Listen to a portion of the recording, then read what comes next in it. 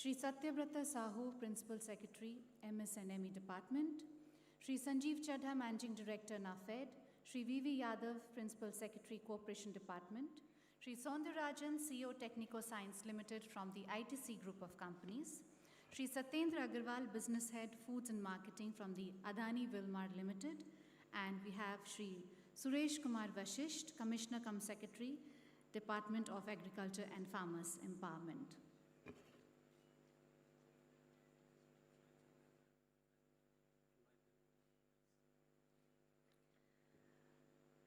May I request our industry partners, Shri Soundarajan and Shri Dani, to please join, Satyendra Agarwal to please join us on stage. Ladies and gentlemen, may I request you to welcome our esteemed dignitaries with a thundering applause.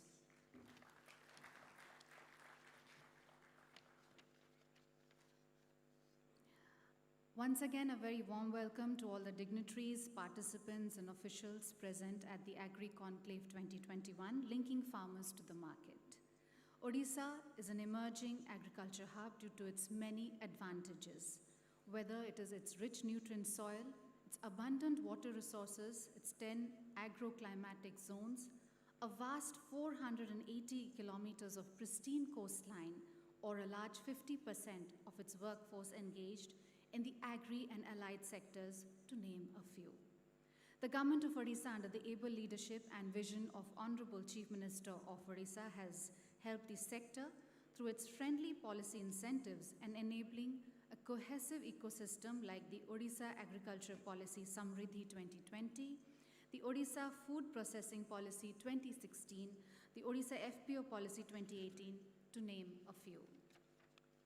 Food and seafood parks have been developed along with focused production of its various clusters in Odisha, producing some of the world-class food products. Odisha has also been awarded as the best millet promoting state under the Poshak Anaj Awards by ICR, IMR, and FAO. And Odisha's millet mission has been recognized by Niti Aayog, and other states were asked to follow the Odisha example. Through this platform, several senior players from agribusiness sector nationwide, farmers, farmer producer organization, and agri-entrepreneurs from Odisha are represented and will give a wonderful opportunity in linking farmers with the industry and the markets directly. Ladies and gentlemen, with these words, we begin our Odisha Agriconclave 2021. May I firstly invite Shri Suresh Vashisht, Secretary Agriculture and Farmers Empowerment, requesting him to kindly make the welcome address.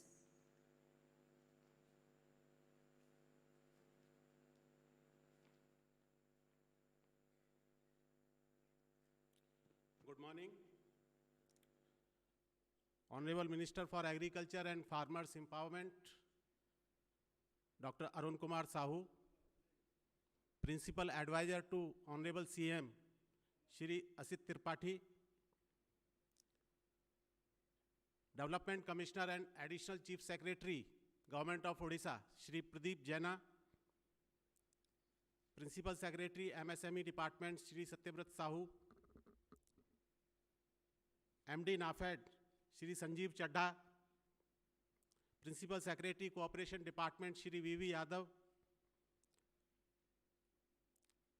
CEO, Technico Science Limited, ITC Group Company, Shri Soundarajan, Business Head, Food and Marketing, Adani Wilmar Limited, Shri Satyendra Agarwal, ladies and gentlemen.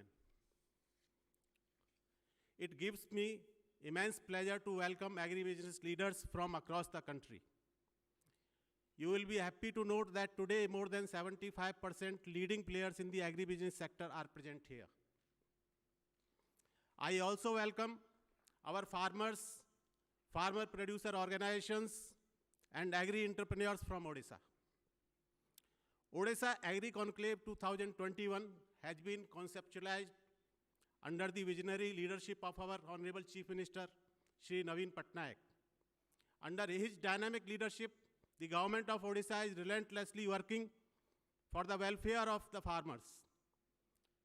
The objective of the conclave is to link our farmers with the markets.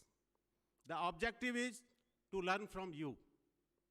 The objective is to replicate your success in Odisha. We have invited you to share your experiences and enrich us in understanding the agribusiness ecosystem. The conclave has been planned in this manner. After this inaugural session is over, we'll be having 4 breakaway sessions on agri-processing, horticulture products, animal products, pulses, oilseeds, millets, cashew, and coffee, and non-timber forest products. During these sessions, there will be an interaction among the participants, and the learnings of each session will be shared here in the valedictory session.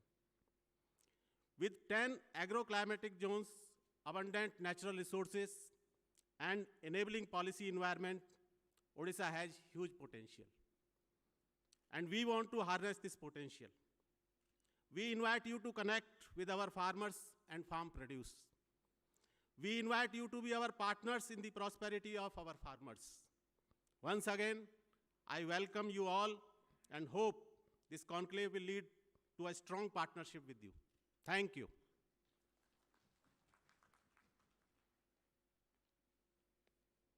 Thank you, Shri Vashisht, for your warm welcome address and also for throwing light on the key objectives of this conclave. I would like to now, ladies and gentlemen, invite next Shri. Odisha, many of you must not be knowing, that is one of the first state to have a separate agriculture budget. So that shows the kind of focus which our Honorable Chief Minister has been giving for the last few decades on this sector, development of this sector. We have large number of strengths which are not mostly known in different parts of the country. Since I come from this state, so I can give my insight on the very closely problem in linking the farmers, aggregation of the produce and linking them with the market. So that is, I think, something we have to reverse now. So from NAFED, we are also one of the implementing agencies for FPO scheme in the country. Over 600 FPOs we have formed. We are in the process of forming in different parts of the state. And in Odisha, we are actively working. Over 70 FPOs are under formation, and some of them have also been registered. We have taken over one of the companies called FIFA, Federation of Indian FPOs, which has over 700 FPOs as members pan-India. Our focus through this FPO is this organization is to handle the farmer and the FPOs,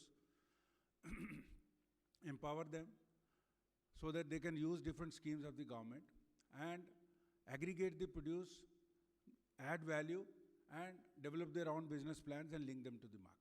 So this is something which we are doing pan-India, and Odisha is also one of our focus states, and we have offices all over India in all these states. Recently, we have partnered with NCDX, and through NEML, after the new laws have come in, we are focusing on setting up smaller mandis. We call them e-Kisan mandis outside the APMC ecosystem, where FPOs will own these mandis. Then the infrastructure required will be set up through Agri Infrastructure Fund.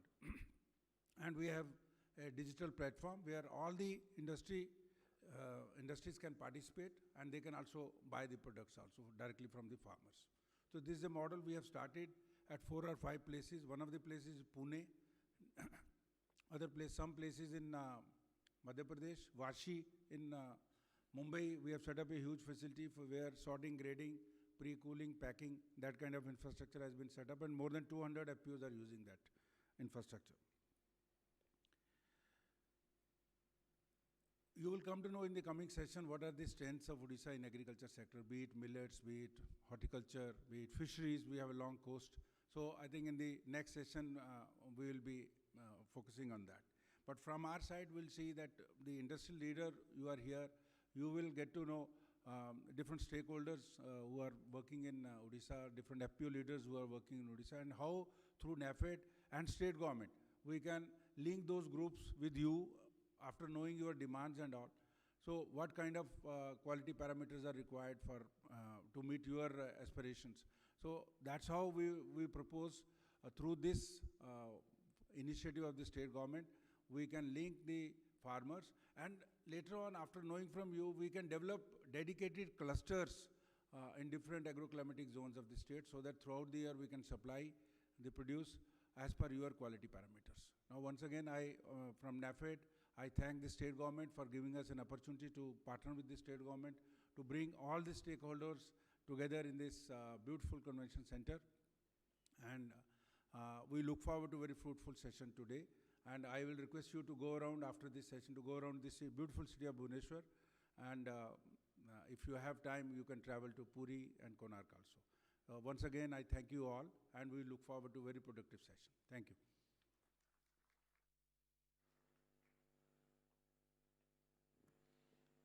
Thank you, Sri Sanjeev Chadha, for throwing light on the ground issues of our farmers and how, in this regard, NAFED is helping in bridging this gap. I would like to now, ladies and gentlemen, invite next Sri Pradeep Jena, Development Commissioner, come Additional Chief Secretary, requesting him to kindly address us.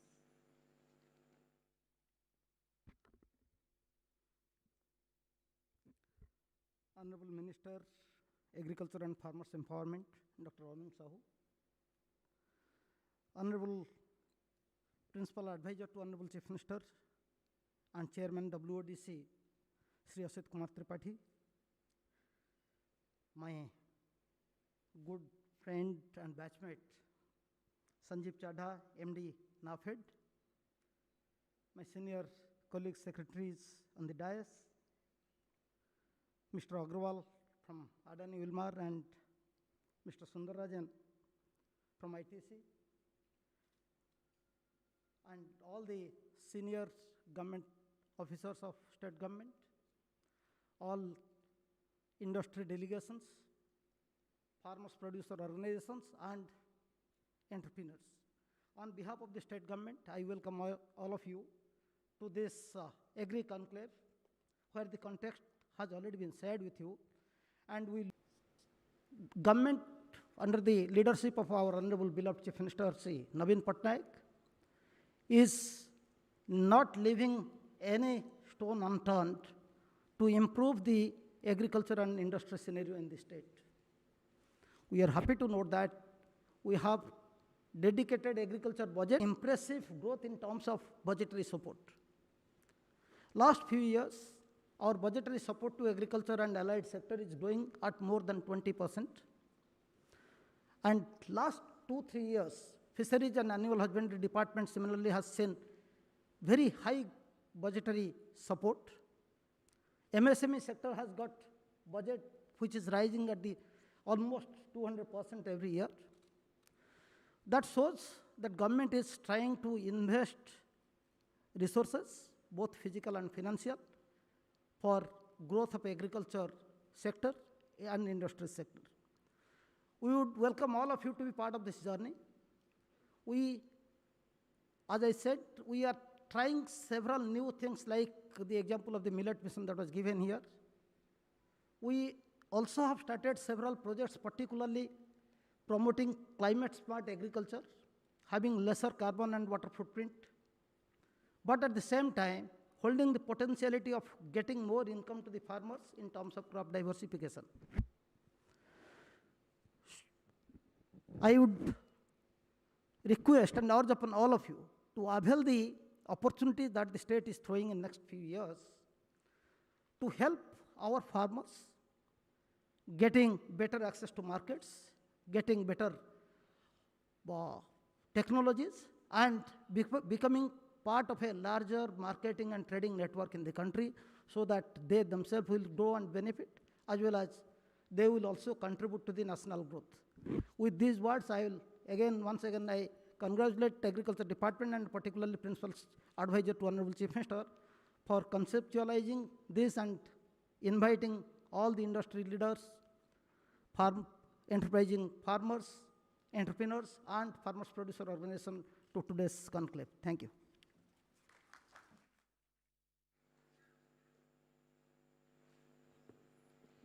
Thank you, Sri Pradeep Jena, for your kind address and also for highlighting the government's initiative in helping farmers and in this sector. Ladies and gentlemen, I would like to now invite Sri Asit Tripathi, Principal Advisor to Honorable CM and Chairman of the Western Odisha Development Council, and requesting him to kindly make his keynote address.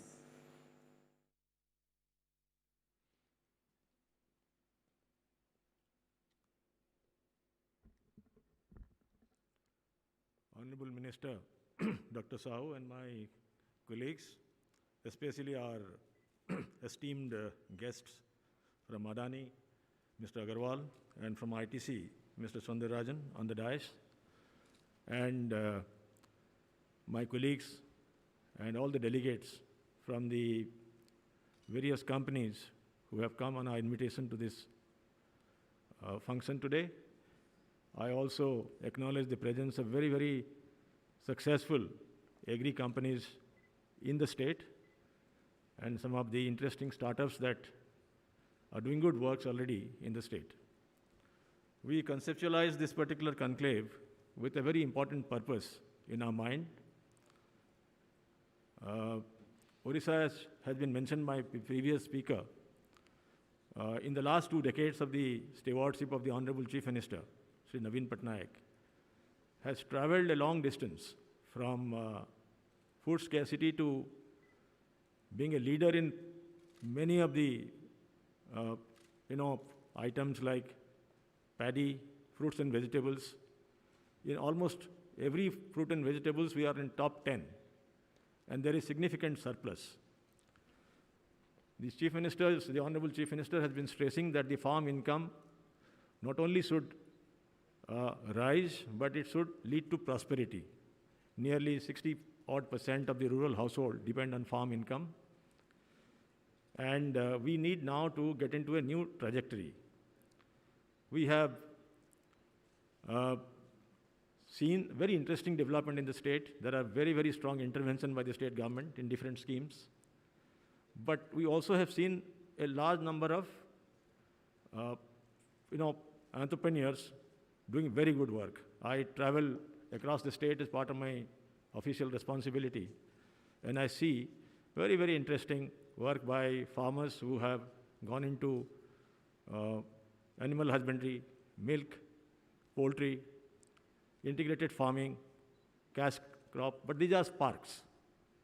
While we acknowledge that the state has done very well, we have long distance to travel. We know there are constraints.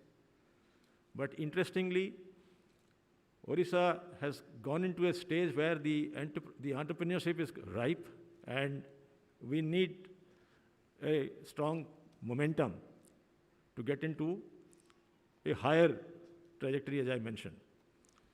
Now, about 15 days ago, when we discussed this amongst our colleagues in the agriculture team, we decided that we must get the corporates who are already playing a very important role in many states by linking with farmers. Many of your aggregators, organized agri players are getting farm products and getting into retail directly. They have removed the intermediation. They have intervened with the farmers with finance, non-finance assistance. We are aware of work done by many of you. So we wanted to invite the large players, small players, states-owned startups to one platform and learn from your experience. This particular session is an inaugural session, so obviously we'll be speaking a bit, but the breakout session, as mentioned by the Secretary of Agriculture, is going to be something in which we are going to be speaking and we are going to be learning from you. That is our intention. The Honorable Chief Minister is joining us in about 10 minutes' time, and will be speaking to you. And in the breakout session, almost all our senior secretaries are going to be there, and we'll be really, really looking forward to your interventions, what you are doing in different states, what kind of assistance that the state governments are giving to you. And let me assure you that Odisha will do, we would like to do better than most states in that area. We will be finding us extremely passionate about our work. The team agriculture, which consists of the cooperation department, the agri marketing wing, the animal husbandry and fisheries department, and the agriculture department, main department with horticulture in that. The policy level people are extremely enthused, and you will also find that the district level officials also will provide you enough support. Odisha is proud of its achievement in different fields of governance, as you already know. Some of our work is, as you know, the latest thing that has excited the country is our support to the sports, hockey. Everybody, I think, in this room knows what Odisha has done to the sports of hockey, which has got medals after such a long time. Our intervention in the field of supply of oxygen during the COVID crisis has been well documented. Our efforts in disaster resilience has been well known, internationally documented. So you will find us a very strong administration in the field. And when you start working with us, you'll realize that Odisha is a different state where there is absolutely no gap between what we say in this platform and what happens in the field. So we take this particular platform very, very seriously.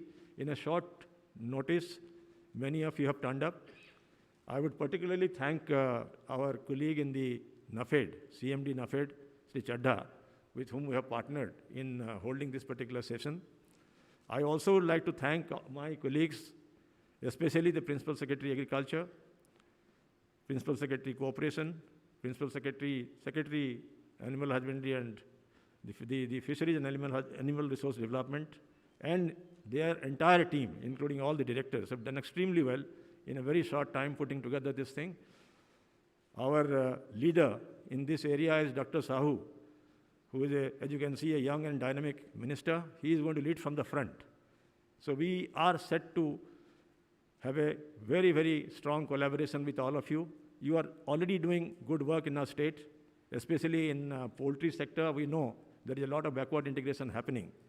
So the breakout sessions is something which we are looking forward to, and I assure you that in that session we are going to be listening and you will be speaking. Thank you very much.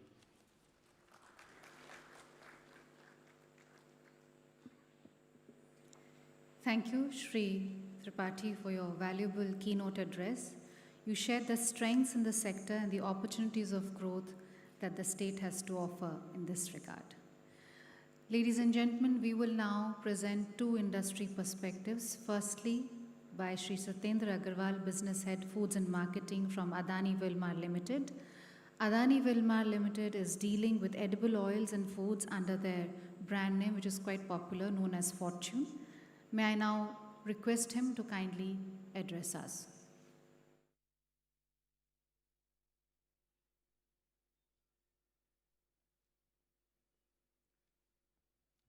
Thank you, everybody. Morning, everybody.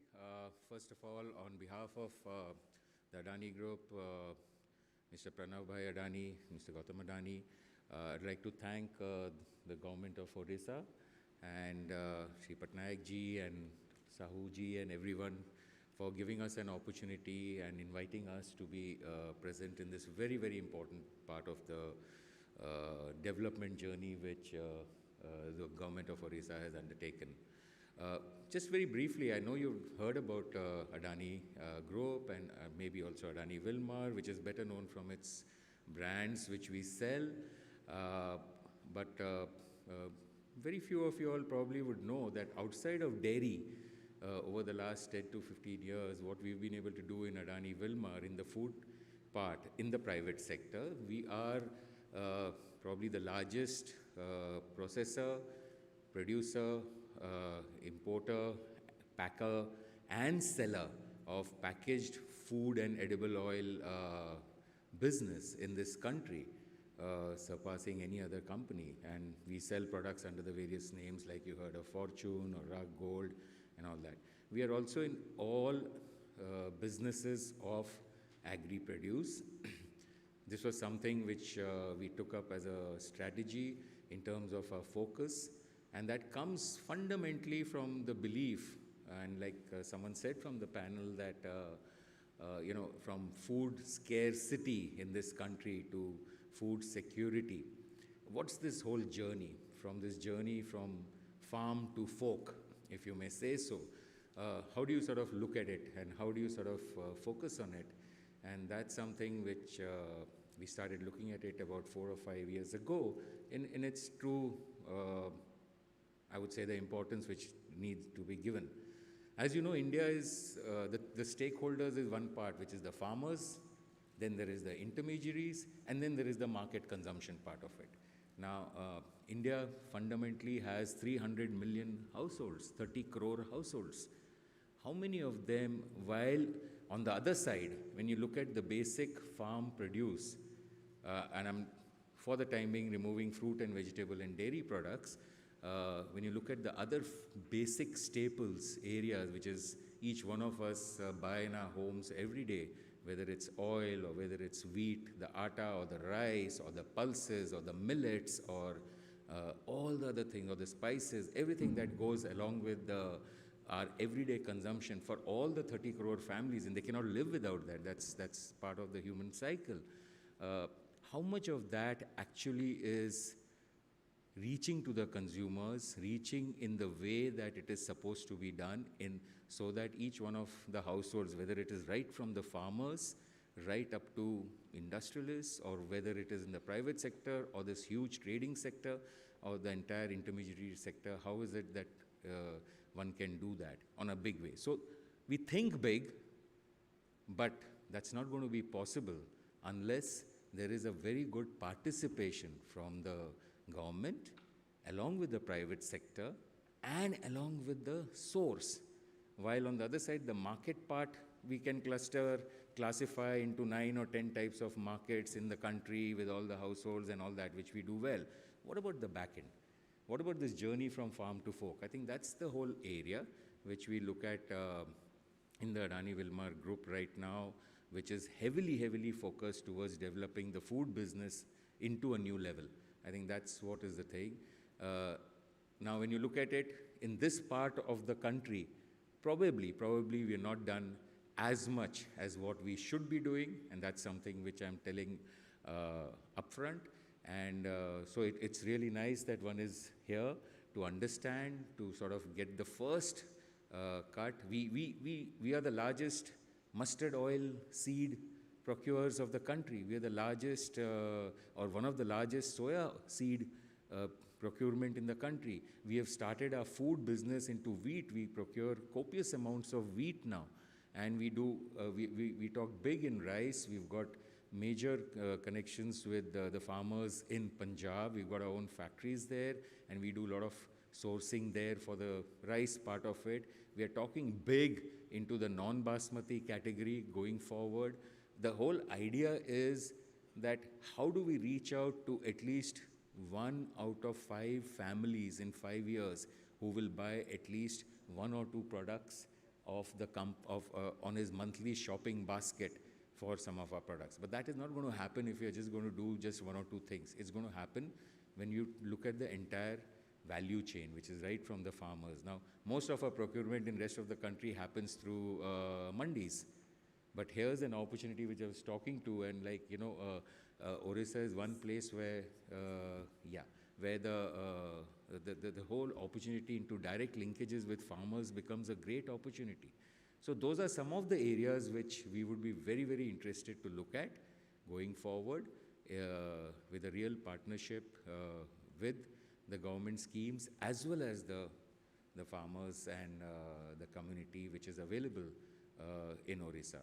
So I look forward to this session. Thank you again for the panel and the government for inviting us, and I'm sure we'll be able to take that in a big way forward. Thank you.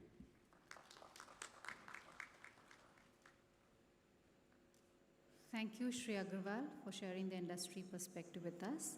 Our second person from the industry was Shri Soundarajan, CEO of Technico Science Limited from the ITC group of companies.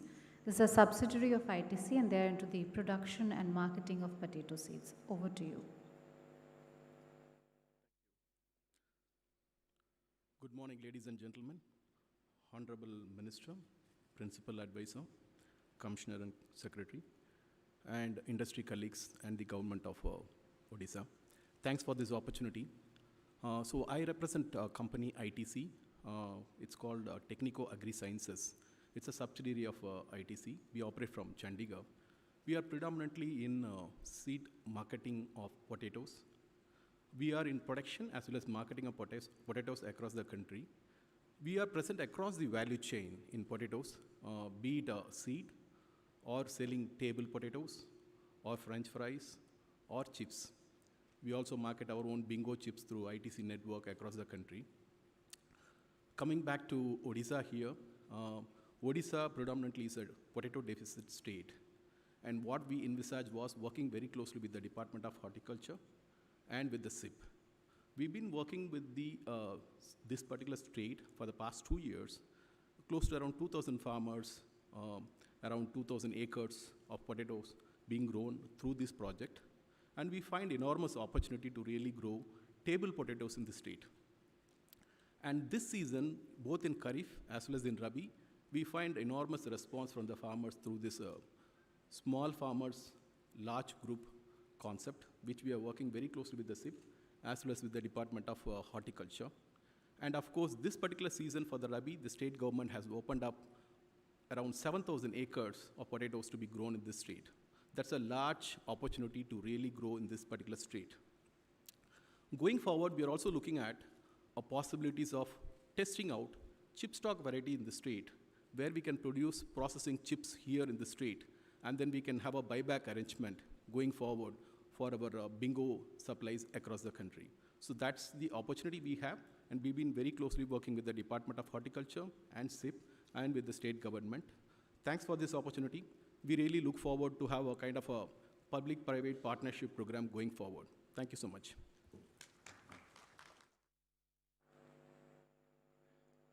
Thank you, Shri Soundarajan.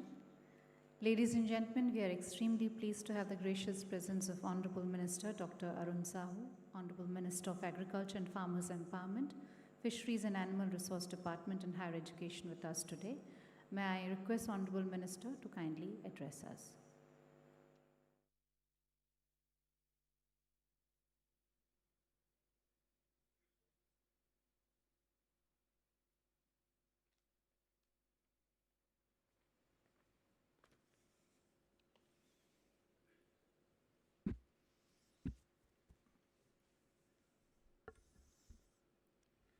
Odisha Agriconclave 2021, all the dignitaries on the dais and all the officials, all the invitees, ladies and gentlemen, I welcome you all to Odisha Agriconclave 2021. This conclave is an opportunity for all the entrepreneurs and corporate houses to come forward, take advantage of vast agro resources of our state, which will enthuse the farmers of our state to produce more and more as per your need, meeting all the standards in terms of quality and quantity. This will be a win-win situation both for the industries and the farmers of our state. Our Honorable Chief Minister always welcomes industries to our state. So I hope this August gathering of business leaders and individual entrepreneurs will never miss this opportunity to invest and propel forward the agriculture scenario of the state. In order to double the farmers' income, many programs have been taken off with the direct guidance and supervision of Honorable Chief Minister, who has been working incessantly towards well-being of the farming community of our state. Odisha has witnessed several natural calamities like drought, flood, cyclone, and pest attack almost every year. But due to timely interventions taken by Honorable Chief Minister Shri Navin Patnaik ji, Odisha has achieved a double-digit growth and bagged many national awards. Honorable Chief Minister's visionary and farmer-centric policies helped Odisha's agri and allied sector to a new zenith. Agriculture Policy 2008, 2013, and now Samruddhi 2020. Honorable Chief Minister has been a constant beacon of hope and aspiration for 43 million of people of Odisha. Empowerment of women is one of the key development initiatives identified by Honorable Chief Ministers to improve their socio-economic status and make them a part in the developmental process. With this backdrop, several programs and schemes have been introduced for women self-help groups, and a provision of 1,000 crore has been earmarked. To promote large numbers of enterprises through ease of doing agri-business, Odisha is the pioneer in launching Mukhyamantri Krishi Udyog Yojana. Our Honorable Chief Minister's historic decision to introduce Kalia, Krishak Assistance for Livelihood and Income Augmentation Scheme in the year 2018 to accelerate agricultural prosperity and reduce poverty through providing financial assistance. Kalia is by far the country's best farmers' welfare scheme, adjudged by Niti Aayog and FAO, Food and Agriculture Organizations of UN. Balaram Bhumihina Agriculture Loan and Resources Augmentation Model has been launched to augment the flow of credit to sharecroppers through JLG, Joint Liability Group. During pandemic, to avoid distressed sale of horticultural produce, our government has introduced an online portal, odihotmarketing.nic.in, so as to concept buyers with farmers under one platform, which helped to overcome the crisis. A new generation of producer-led organizations called FPOs has been formed to aggregate farmers' produce for better price realization through organized bargaining power. The government of Odisha has institutionalized the FPOs by bringing out of FPO policy in 2018. I earnestly believe that this Odisha Agriconclave provides a platform to bring market close to the farmers for better price realization. Industry can make wonders if it is integrated with the producers for a win-win situation. We invite your presence to transform Odisha into a vibrant agro-based economy. I sincerely thank to Honorable Chief Minister to be guiding leader at every strides of our agriculture development. It is all possible due to stable government and able leadership of our Chief Minister Sri Navin Patnaik. Last but not the least, I convey my sincere thanks to all the participants who have taken a lot pain to come over this conclave. Today, the tycoons of corporate houses and the individual entrepreneurs have come here to participate in this agri-conclave. And the second session, separately we'll have the discussions regarding so many matters like your fishery sector, your veterinary sector, your horticulture sector, in other sectors also, agriculture and other sectors. Just I want to inform you, all the participants, regarding some achievements of our government in every sector. You know, we are having a separate agricultural budget since 2014. Odisha is the second state in the country which government has been placing the separate agriculture budget, and this budget size also increasing every year. And we have brought so many policies, fishery policies, your agriculture policies in 2018, 2008, revised policy in 2013. And finally, we have brought up a new agriculture policy, that is Samruddhi, in 2020. And if you will go for a comparison, what is the situation before 2000 and what we have achieved in 2020. If I'll give an example regarding fishery sector, in 2000, the fish production was only 1,59,000 metric ton. In 2020, we have reached to 8 lakhs more metric ton. It means 7 times growth within 20 years. And the export amount of fish, probably from the brackish water, that is more than 3,000 crore, which was only 300 crore in 2000. This is a massive growth in fishery sector. We have become self-sufficient, and we are trying to be surplus state, for which our department has taken a lot of steps. We are promoting cage culture, providing all kind of assistance. We are right now introducing the biofloc. It has become a revolution, and most of the youths, they are coming.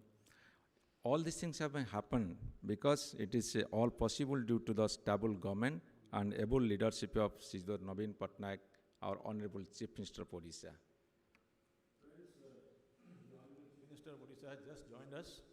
Let us join our hands to welcome him to this enclave.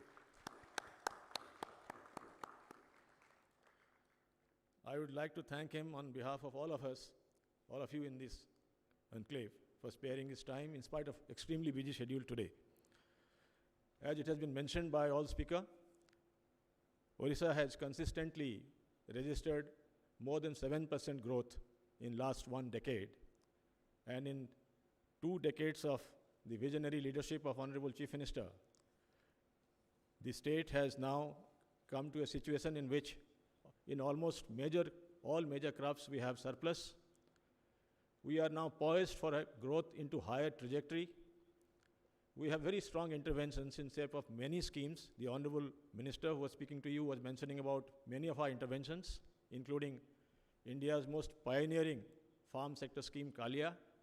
We have one more scheme which I would like to particularly mention today, is the Mukhyamantri Krishi Udyog Yojana, which has created widespread spark of entrepreneurship. Now, the context of this meeting is something which the Honorable Chief Minister's direction, that we now must establish very strong linkage with the market. Odisha's farmer must not only grow produce for himself or herself, not only for his region, but for the entire state, but also for the country, any possible export, and it's possible. We have one of the most fortunate agroclimatic region. Very good work has happened in irrigation. Nearly 30,000 crore has been spent in last 5 years. And that would something which would impress you about the importance that the agri sector gets in this state.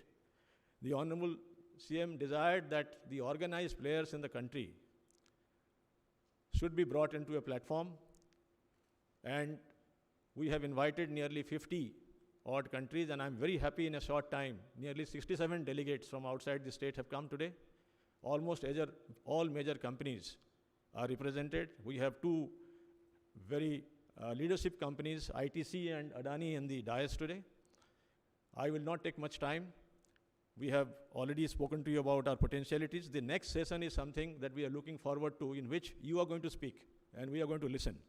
So without much ado, I would now request Honorable Minister Dr.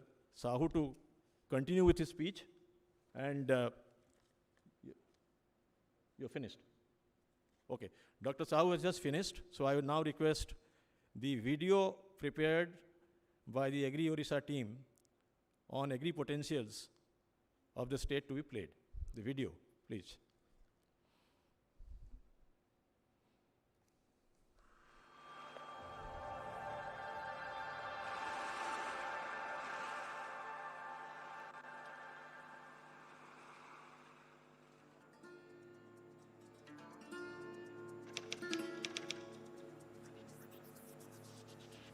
India's 8th largest state, 10 agroclimatic zones, 8 nutrient-rich soil zones, 480 kilometers long coastline, abundant water resources, wide range of raw material base, 50% workforce engaged in the agri sector.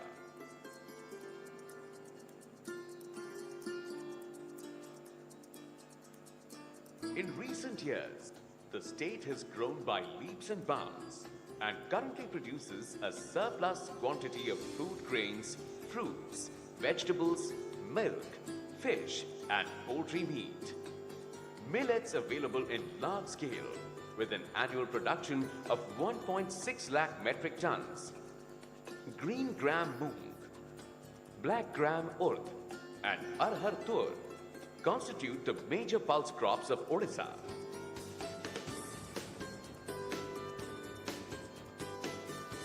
Mother Nature has blessed Odisha with favorable agroclimatic conditions. It makes the state conducive to the production of perennial fruit crops, making it the hub of horticulture of India. Odisha is India's 4th largest fish-producing state, garnering a revenue of approximately rupees 11,000 crores. Odisha is equally invested in the livestock and poultry industry with a sharp growth in the last decade. With every year, Odisha has grown from strength to strength. A visionary leadership, a state-of-the-art food processing infrastructure, and a mission to succeed against all odds has resulted in Odisha pioneering the agri-food processing in the country. The state has moved from a production-driven system to a demand-driven system, generating customized surplus to cater industry requirement. Most importantly, the commitments of the government have and will take the food processing and marketing to the next level. Odisha has always been an agrarian economy, and plantation crops contribute to 1/5 of its GDP, making it a significant contributor. The state produces 93,800 tons of cashew annually, contributing to a large chunk of the economy. Another milestone is the phenomenal expansion in the production of coffee. So, come and explore the agri-business opportunities in Odisha. Odisha, putting farmers first.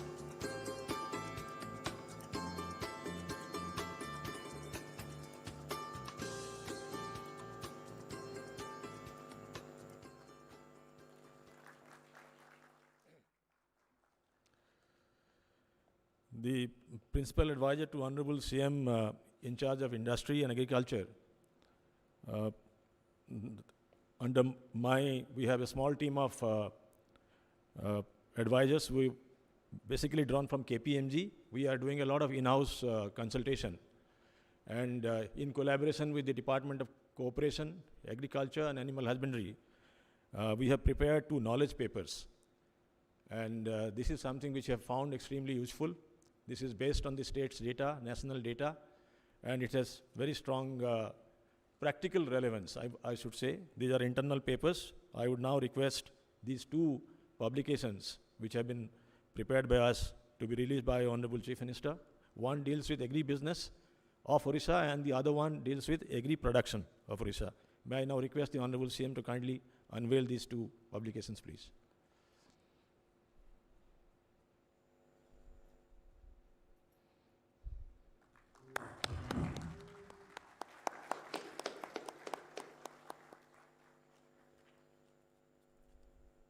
Thank you, sir. Now, it's my pleasure to request the Honorable CM to kindly deliver his address to all of us. Thank you so much.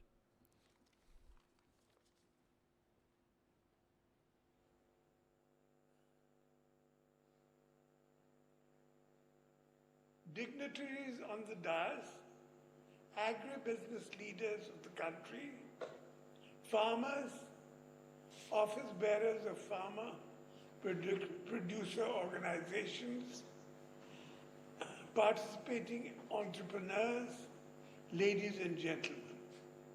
I welcome you all to the city of Bhubaneswar for the Odisha Agriconclave 2021. Farmers lay the foundation of the nation's economy. It is on this foundation we build the pillars of a vibrant economy. Development of agriculture and empowerment of farmers is my priority. I'm glad to see the presence of leading private sector players in agribusiness sector from across India in this conclave 2021. Our emphasis has been to enhance the income of our farmers so that we have to respond to the dynamics of the market. We must streamline their connectivity to aggregators and processors to enable the farmers to play their role as producer. We need to remove intermediaries who don't add value to the supply chain. Our farmer-focused approach, backed by various schemes and programs, have started to yield results. There are considerable evidence of local surplus of agriculture and horticulture produce. We can work with agri-players to work in tandem. Challenges of frequent natural calamities, including droughts, cyclones and floods. My government has worked out all possible measures to ensure an uninterrupted growth of agriculture and economy of the state. It is evident now that agri-sector is a silver lining to the current COVID-19 pandemic situation. Odisha has attained self-sufficiency in food production, and we are now the third largest contributor to the country's public distribution system. Today, we are one of the leading producers of cereals including mills, vegetables, fruits, spices, fish, seafood, and poultry products. Some of the key producers that are available for value addition are seafood, cashew nut, organic millets, turmeric, coffee, black pepper, mango, jackfruit, sweet potato, tamarind, honey, etc. Today, Kondamal, turmeric, Simlipal honey, Korapat coffee have created their own brand values across the globe for their exceptional quality. We have introduced separate agricultural budget for the state and have a robust state agriculture policy, Samruddhi 2020. Besides, we have Odisha Industrial Policy, MSME Development Policy, Food Processing Policy, Startup Policy, Agriculture Entrepreneurship Promotion Scheme, Farmer Producer Organization Policy, Organic Farming Policy, Mukhyamantri Krishi Udyog Yojana, and Odisha Millet Mission to augment overall development of agriculture and agribusiness through integration and value addition.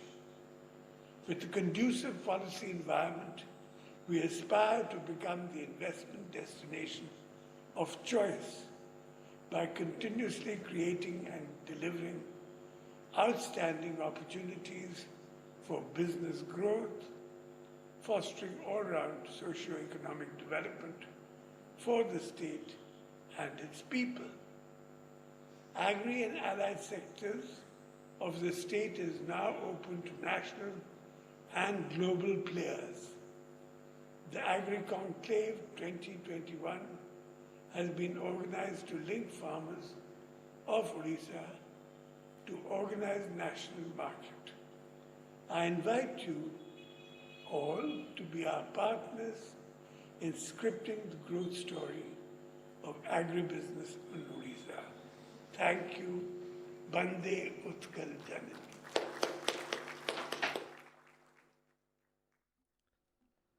Thank you very much, sir. On behalf of everyone present in this conclave, I would like to thank the Honorable Chief Minister, sir, for your address. Sir, to inform you, we have 67 delegates from about 50 companies from outside Odisha. We have some very successful agri companies of Odisha here. We have some startups. We have NBFC companies who are involved in small farmers groups in the country. So now we break out in 4 sessions. One on cereal and grains, another one on fruits and vegetables. The third one is on animal products. And the fourth one is on the forest produce, plantation crop like cashew, coffee and coconut and other and spices. And these sessions are being chaired by senior officials. And in those sessions, we will have the industry speak to us. And we have a valedictory function in the afternoon in which the recommendations rapported by the directors of this, the relevant directors will make a presentation. So we are looking forward to this exciting day today, sir. And your address has encouraged all of us. We are extremely motivated. The entire state is now connected. All the field officials are connected and they are also watching us. Thank you once again, sir. So much. I'm looking forward to your deliberations.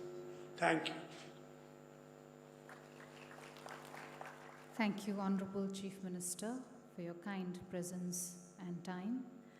As mentioned by Shri Tripathi, we have the 4 breakout sessions. May I quickly tell you the breakout sessions and their venues?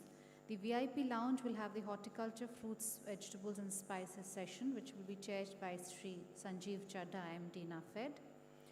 The second session on agri-processing session will be chaired by Sri Hemant Kumar Sharma, Principal Secretary Industries. This will be on the first floor, conference hall number 1.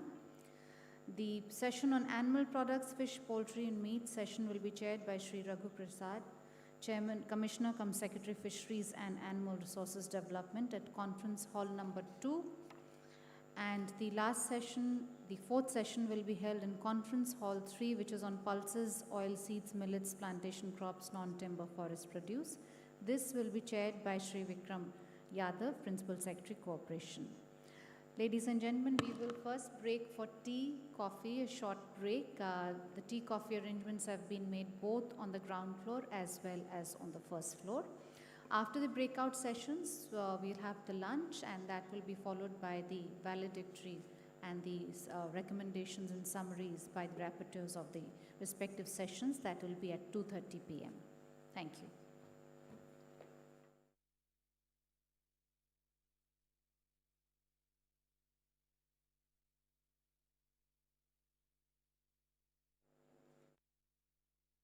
First breakout session, all the which is on the ground floor, the rest of them are to be held on the first floor.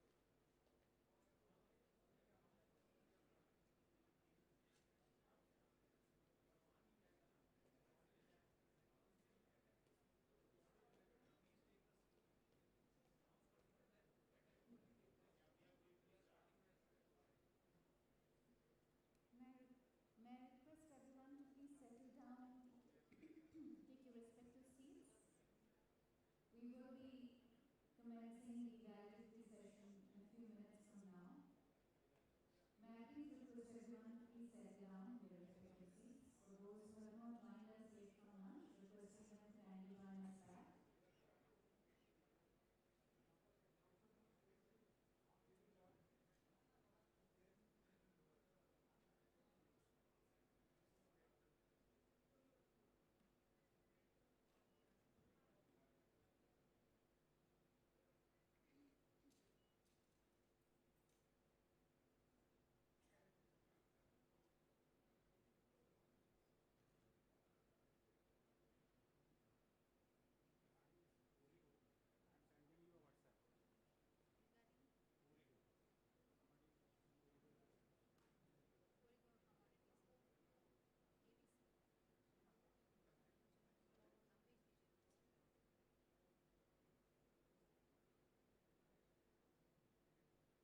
First invite the DAS.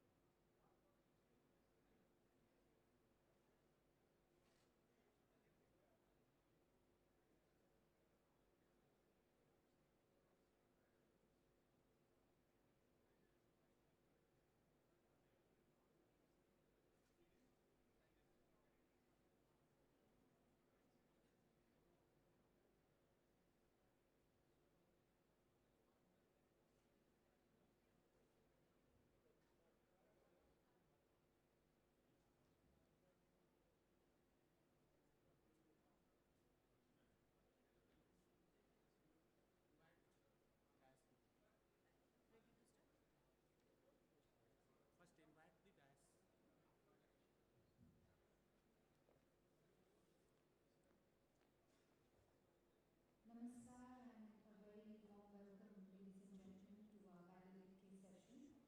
As you know that we have completed the breakout sessions before lunch, deliberating in detail about the four key sectors highlighted in this conclave. We shall now commence the valedictory session. As we commence the valedictory session, I'd like to invite on stage and welcome our dignitaries. Please join me in welcoming Shri S.C. Tripathi, Principal Advisor to Honorable CM, Shri Pradeep Jaina, Development Commissioner and Additional Chief Secretary, Shri Sanjeev Chadha, MD NAFED, Shri V.V. Yadav, Principal Secretary Corporation, Shri R. Ravi Prasad, Secretary FMARD, Shri Bhupinder Singh Punia, MD Epicor, Shri Vipul Mittal, National Head of Fruits and Vegetables from Gift Basket, Shri K.V. Singh, Vice President, Origo Commodities, India, and have with us Shri Sri Rashish, Commissioner Home Secretary with Department of Agriculture and Farmers Environment. A very warm welcome to our esteemed dignitaries and to our audience here. We will start with the first presentation by Shri V.V. Yadav, Principal Secretary Corporation, on the session on pulses, oilseeds, millets, and plantation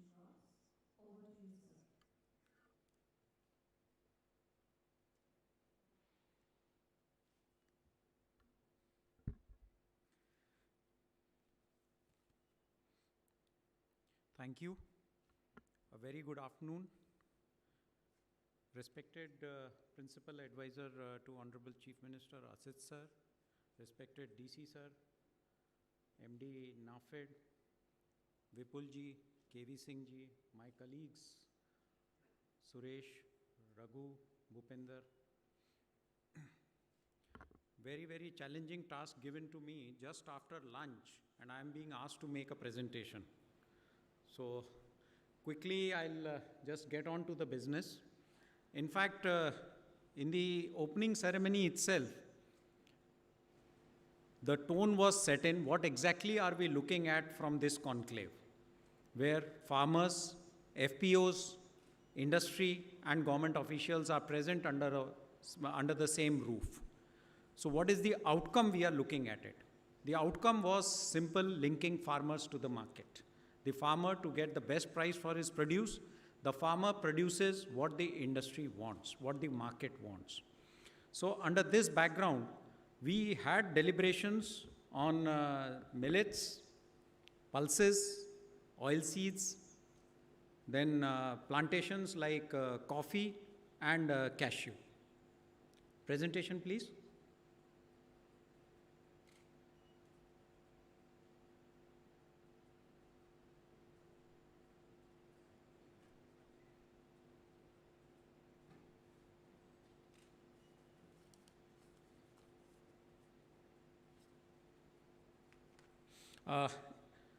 In the time that presentation is coming, just a few things. One of the major discussions which we had, where all of us agreed, was that sufficient quantity and quality of produce has to be there to invite investment. So in this regard, certain areas which were identified. Number one, the area was mustard and sunflower. There is a huge demand in the market. There are companies which are ready to buy the produce, provided we produce requisite quality and the requisite quantity. So that's one area which was identified. Second, the deliberations also led to a conclusion that we should start planning organic certification. Organic certification is missing in the state. So maybe we create that kind of ecosystem where we start certifying these organic produce, because these are the produce which have a niche market, and there are companies who are ready to buy this product at a much higher cost than the normal ones. Third issue which came up was fortified food. In fact, interesting discussion happened on fortified rice. As Honorable Chief Minister had stated that Odisha is now the third largest contributor of rice to the central pool. We are a surplus state as far as rice is concerned, and in our 5 districts we are producing fortified rice, which is being supplied to FCI, which is being supplied to MDM, and as well as PDS in the entire district of Malkangiri. So that is one area which is readily available. So companies also expressed their willingness to explore this area. Then the discussion went on to the plantation as far as coffee is concerned. One of the conclusion was that it's too small a quantity which is available where there can be an intervention by big players. 660 metric ton. It's too small a quantity. The total potential which is there in the state as far as coffee plantation is concerned is about 3.46 lakh hectare, whereas we are cultivating only 4,000 hectares, which is nothing. So if we want big players to come in, big players to invest, then this quantity has to increase. But along with this quantity, there have to be quality aspects also which need to be taken care of, where government intervention will be necessary. For example, adequate warehousing facilities have to be created. There are no warehousing facilities as far as coffee is concerned, because warehouse doesn't mean just storing it. It has to be technically constructed, which as per the requirements of coffee beans. Quality assurance. The quality ecosystem as far as this produce is concerned has to be built up. So this is another area where we can comfortably work onto, and there are buyers who are readily available. In fact, Allen is buying around 150 metric ton of coffee, whereas total quantity which they are buying pan-India is about 25,000 metric ton. So 150 metric ton is minuscule as far as their requirement is concerned. So if we can scale it up and we can have quality assurance, along with that, if we create a proper logistics and infrastructure facilities like warehousing, testing and others, this is an area where we can comfortably work on to. Then today, in fact, it was quite a heartening news that normal time we always have this criticism that maize, there is a distress sale which is going on, no buyers are there. Origo confirmed that 25,000 metric ton of maize they will buy through FPOs only. So today they have confirmed in that discussions itself that they will buy this much of quantity. All the industry players who are there, they said that they would not like to go to the individual farmers. What they are looking at is aggregators, FPOs, aggregators. They would like to interact with them so that they get the requisite quantity. So that is another area where I think the road is clearly laid out that we need to work on to. And FPO network has to be properly developed so that industry interacts directly with these FPOs and aggregators and get the requisite produce. These were the major deliberations which we had as far as pulses, millets and these cash crops are concerned. In pulses, we are not producing that much of quantity which will attract bigger players. So that's something a long-term view needs to be taken. But specifically, these areas are the areas which can yield the result in next 1 to 2 years itself. These are short-term gain, low-hanging fruits, which we can harvest easily. These were the deliberations, and these are the outcomes which we had in our group. Thank you, sir.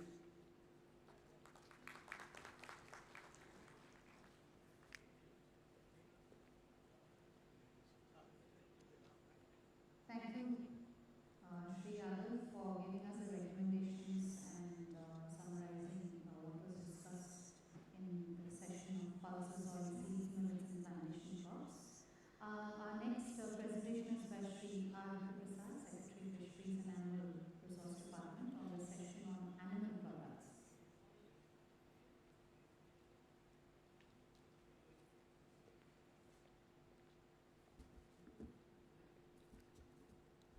Thank you. Respected Principal Advisor to Honorable Chief Minister, respected Development Commissioner, Senior Secretaries, invited guests and participants. Just a 2-minute introduction on the background. In fact, the sector, in fact, was introduced by both the directors of the animal husbandry and fisheries. Fisheries is one of the most, the sunrise growing sectors in the state, growing approximately at around 14% per annum. We currently are the 4th largest producers in the state, shying somewhere just less than 9 lakh metric tons per annum. We have a good focus on all the 3 sectors of fisheries, whether it is a marine, the brackish water, and also the freshwater. In fact, our biggest portfolio in the Odisha is in the freshwater, approximately around 6 lakh metric tons we produce. Whether it is the Indian common carps, whether it is the tilapia, fungaceous, and all those species. Recently, we actually came out with the cage culture policy, a very progressive policy, probably the first of its kind, because the reservoirs are mostly common property resources, and the state government is actually, along with entrepreneurs, leased it out for commercial cage culture fisheries. The returns of revenue in terms of the lease value is also shared with the local community. So it was a very win-win situation for both the local fishers and also for the entrepreneurs going forward. Currently, we export almost around 465 to 470 million US dollars of seafood. Almost 90% of that is the venami, the freshwater shrimp. Going forward, we have a huge potential on the freshwater tilapia and the fungaceous, the basa, what is called in the Southeast Asian country, especially both for the domestic market and also for the international market. So that was quite encouraging because we have a lot of entrepreneurs and startups who are invested in the Hirakud and Hirakud reservoir cage culture. So that's very exciting going forward.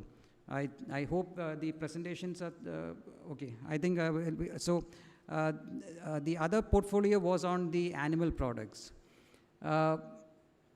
We had a very good, interesting round of discussions, both with the hatchery operator integrators, the poultry, the 4-5 major players at the national level, the Venkateshwara hatcheries, the Suguna Foods. We have the Indian broiler group and also the Srinivas farms based in Andhra Pradesh. They are the 4 large players which we have currently. The integrators have a big role of easy supply access to chick at the farmer level, at the producer level, supply of feed at the farmer producer levels, and also all the other integrator support services which they provide.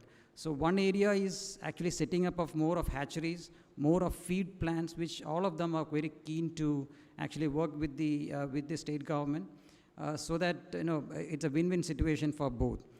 We also have an exposure to the poultry meat, which is, we almost produce around 400 tons per day. So e-retailers and big markets can take it forward. Some of the recommendations which I would like to highlight, can we come to the animal husbandry portion, please? The first and foremost was in the creation of, the production hubs, especially for the allied sectors, and then having transportation corridors, which was some of the suggestions which has come in. Land banks, in fact, we have land banks which is available for the industries, basically the processing, but there was also a demand for land banks to be made available for the production hubs, whether it is on poultry or any other allied sector, so that they don't have to, the big corporates don't have to actually go and access for land. One very good suggestion came in was for the regulation of the animal feed, the quality of the animal feed, because we have a lot of, whether it is poultry feed, whether it is the cattle feed coming in, or even the fish feed. So there was a demand for a good quality control and regulation for these feed.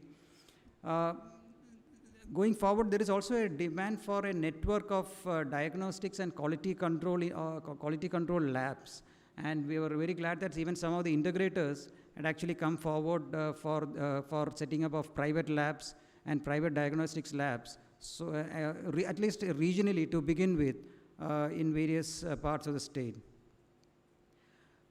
We have a good production of maize, but as a raw material for any of the animal feed, for all the 3 portfolios, the poultry, the dairy, and the fishery, the soya is also a major component. So there is also a need going forward to actually develop soya clusters so that animal feed and fish feed can actually be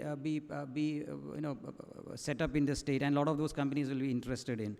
There was a demand for support from the local administrations for setting up of various entities. I think that was across the board. Technology-driven and time-bound clearances. In fact, that is one area in which the government is very keenly working on. We have a 5T charter, wherein technology and time is one area in which every level of the government is actually working on. Whether it is on clearances of subsidy, whether it is on processing of applications. So that is one area. I think most of the entrepreneurs and even the companies has also appreciated the need for time-bound and technology-driven clearances. In the fishery sector, one good area was coming up is that almost 95% of the export currently deals with the Vietnamese shrimp.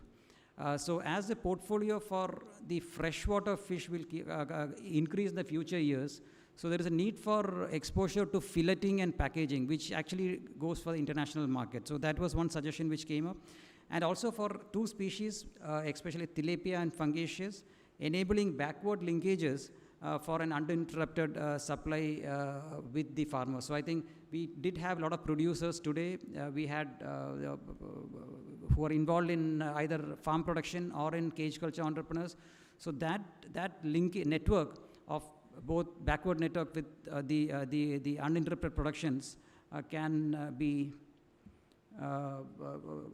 very supportive for especially for the export markets and also for domestic markets. One suggestion which came in was for the live fish marketing. In fact, the growing demand, in fact, why Andhra Pradesh has an edge over marketing of fish is also because they have a good portfolio of their markets on live fish. So that transportation of live fish has to take up because that is a part of the value addition. So in fact, especially in the Southeast Asian countries, in fact, live fish is one area in which the value of the fish goes up. So I think that is one area in which a lot of our schemes needs to now tuned up to. Farmer level and producer level digitization and working it up with the aggregator level, that is one area which is very prominently, which it came up, especially on the fish farmers and also in the broiler and in the layer farmers. So can we actually have a network of, a digitally enabled network so that corporates and supply chains will understand what the production scale is and the time of the production.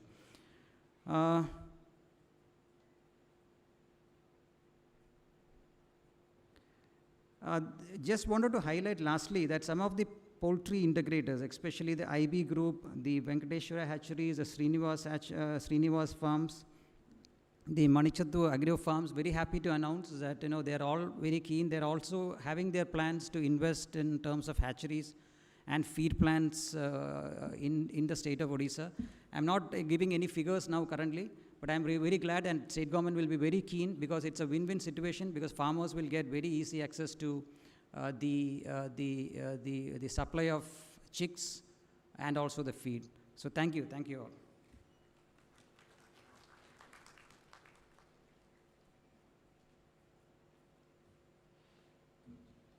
Thank you, Mr. Raghu Prasad, for giving us the summary and recommendations of the session on annual permits. Ladies and gentlemen, I would like to now invite Shri Sanjeev Chadha, Managing Director of Naved, to kindly give us the summary and recommendations of this session on horticulture.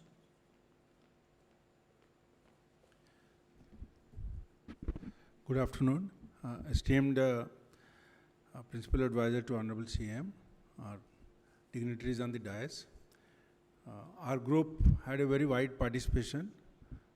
Over 65 delegates were present, and it covered FPOs, who are growers, then aggregators, and leaders from industry. So we had long deliberations on different issues. So first was on the increasing marketable surplus.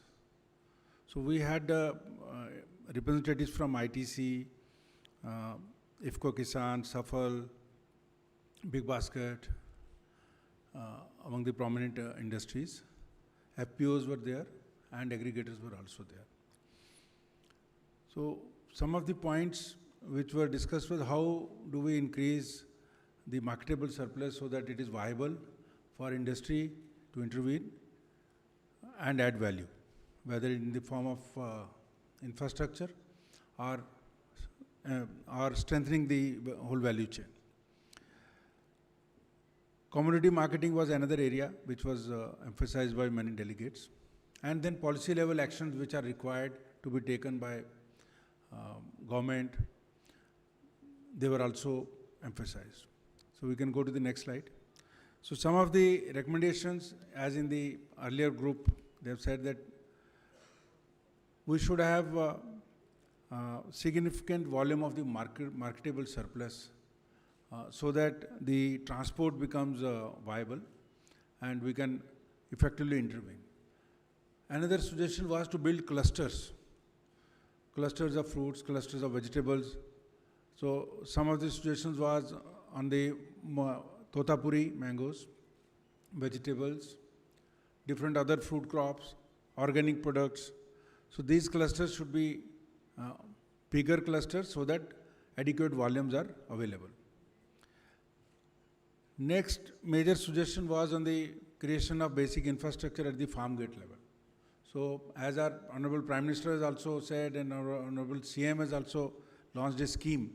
So this is the time when the self-help groups, cooperatives, FPOs working at the farm gate level, they should participate in building their own infrastructure using available government schemes by converging different schemes.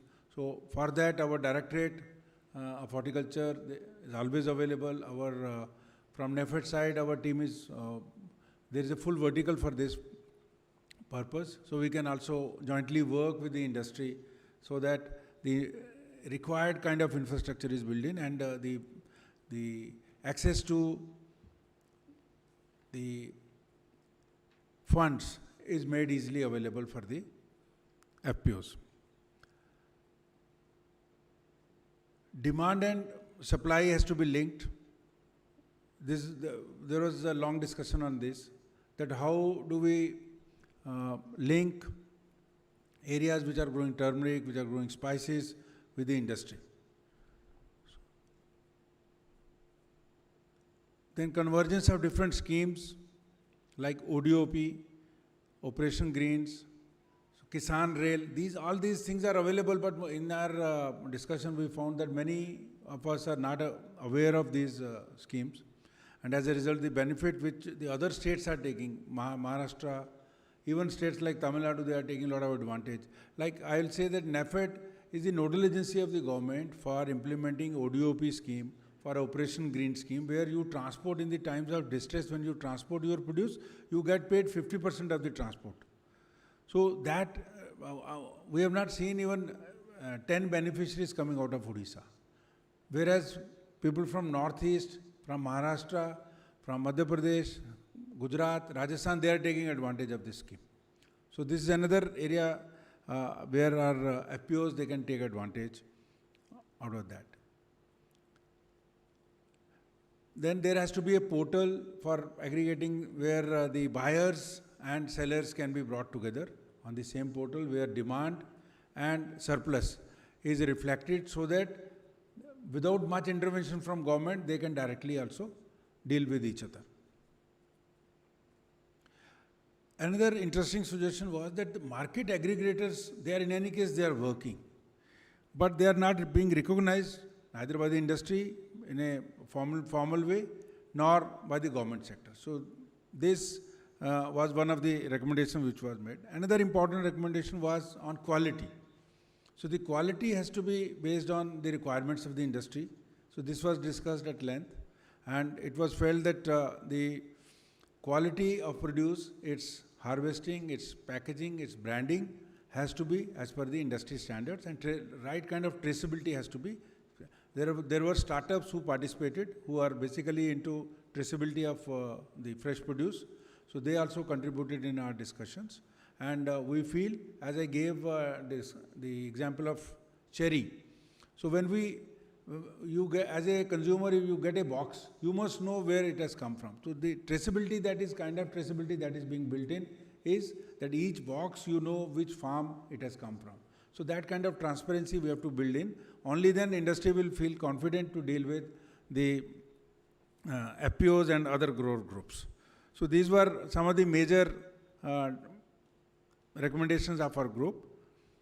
And one of the recommendation was that for pulping of mangoes, which we must have a separate focus, and industry should come in, because sufficient area is covered under the processing variety of mangoes in this state. So I conclude the recommendations of the group. Thank you very much.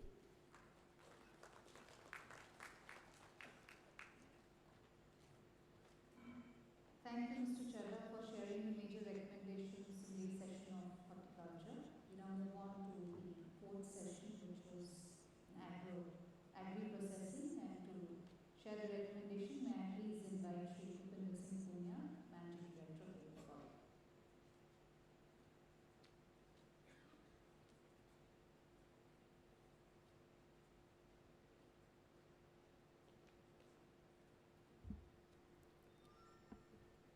Honorable Chair, respected seniors, dear friends, good afternoon to all. Sir, in last three presentations, almost all issues have already been covered, but from industry point of view, sir, the issues were like we are producing not for processing, we are producing for local market. The varieties are not standardized. They are being cultivated all across the state. So aggregation is a big issue. So we were interacting with the pulp or fruit juicing industries. They are almost all food processing industries present in the group. They are importing their raw material from the neighboring states or even from abroad, but that we don't have that kind of product. But from neighboring state, definitely we have that variety, Totapari, it's being discussed in the all groups, but we have scattered throughout the state. So that's why we are not able to take the benefit of a local value addition. Second issue was, sir, that quantity is not available. For one industry, they are in the pulp making and the juicing of the lemon, but the kind of lemon available is suitable. But because product is so less, so mostly farmers are interested to sell in the local market where volume is less, so they can sell at higher prices. But for industry, for processing industry, volume at reasonable prices is highly required, so that is also not possible. So there was very good suggestion with one example that so we have water, we have land, we have 10 agroclimatic zones. So we can identify few crops of interest which are suitable for our agroclimatic zone, which are suitable for processing industry, and we can have big clusters. There we can, from like in 5 to 10 years, from scratch we can attain a sizable volume for the industry, for the processing, for value addition, and for, ultimately the increase in farmers' income. So that was very good suggestion, sir. We have been discussing about clusters, but on a big way, even to introduce new varieties where our climate is suitable, where market demand is there, where processing is, for processing it is required, there we can go for. So that was, sir, about the availability of raw material, which, for other issue was pre-processing. Most of the produce available in the Odisha is not processed, so it's not cleaned properly. So for packing also, they have to do it again. So the transportation cost, loading, unloading, and processing, it's add cost to the industry. So the many 2-3 entrepreneurs, they were sharing, they are bringing green gram, black gram from the neighboring state and packing in the Bhubaneswar. So that's kind of because they are getting required pre-processed and required volume. So that is one issue. So apart from that, there was issue of infrastructure availability, sir. In many of our schemes, we encourage pre-harvesting. Then there is no linked scheme for post-harvesting. And in others, it's post-harvesting, there is no scheme for the pre-harvesting. So that if there is any gap, there was no specific example to this, but it was told, so we can examine it if there are any such gap. There was one more request that the FPOs, they should be considered at par with the industry, so they can get the whatever incentives are being provided to the industry.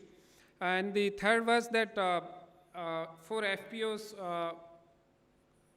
some incentive is provided by Government of India and some by the Government of Odisha.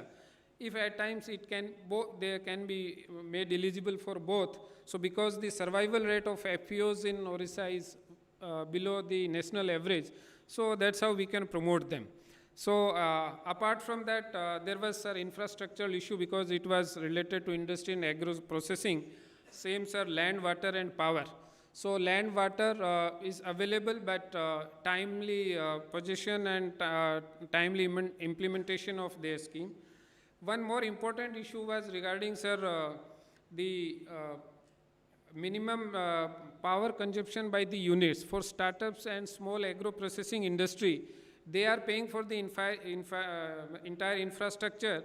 After that, if they have not been able to start production or not working at the capacity, even then they have to pay the minimum rent or that minimum amount to the discoms. That is very high for them. One more suggestion for startups was that in last 2 years, because of the increase in the POL, prices of POL, they were requesting if some kind of logistics subsidy and transportation subsidy can be provided to them for few years, then the startups, their success rate can be much more than.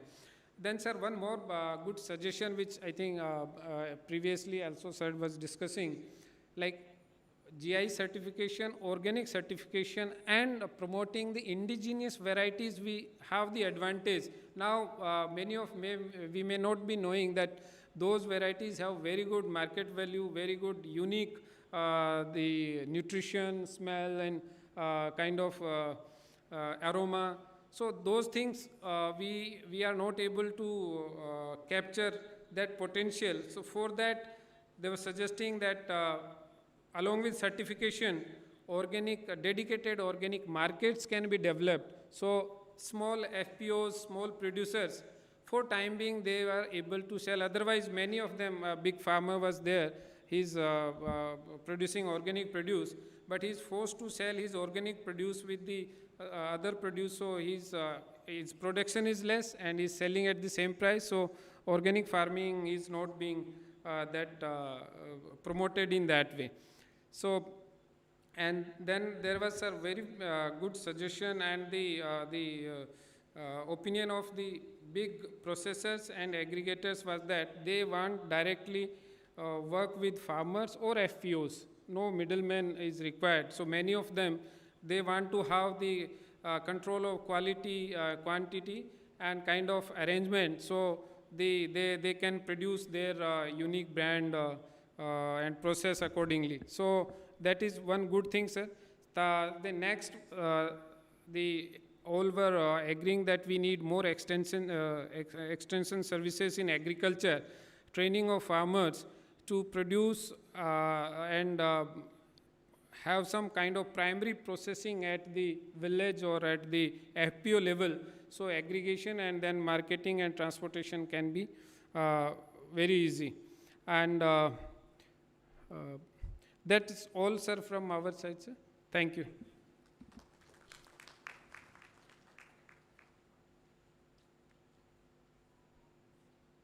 Thank you, Shri Bhupendra Singh Punia, for those wonderful recommendations on the session on agri-processing. We now have two industry perspectives to be shared with us. We have two esteemed guests. Firstly, I would like to invite Shri Nipul Mittal, who is the National Head of Fruits and Vegetables from Big Basket. Ladies and gentlemen, most of you must be aware that Big Basket is one of the leading online grocery players in India, and they have a large customer base for fruits and vegetables which they procure directly from the farmers. So I'd like to request him, from Big Basket, gentleman Mr. Nipul Mittal, to kindly share his perspective with us.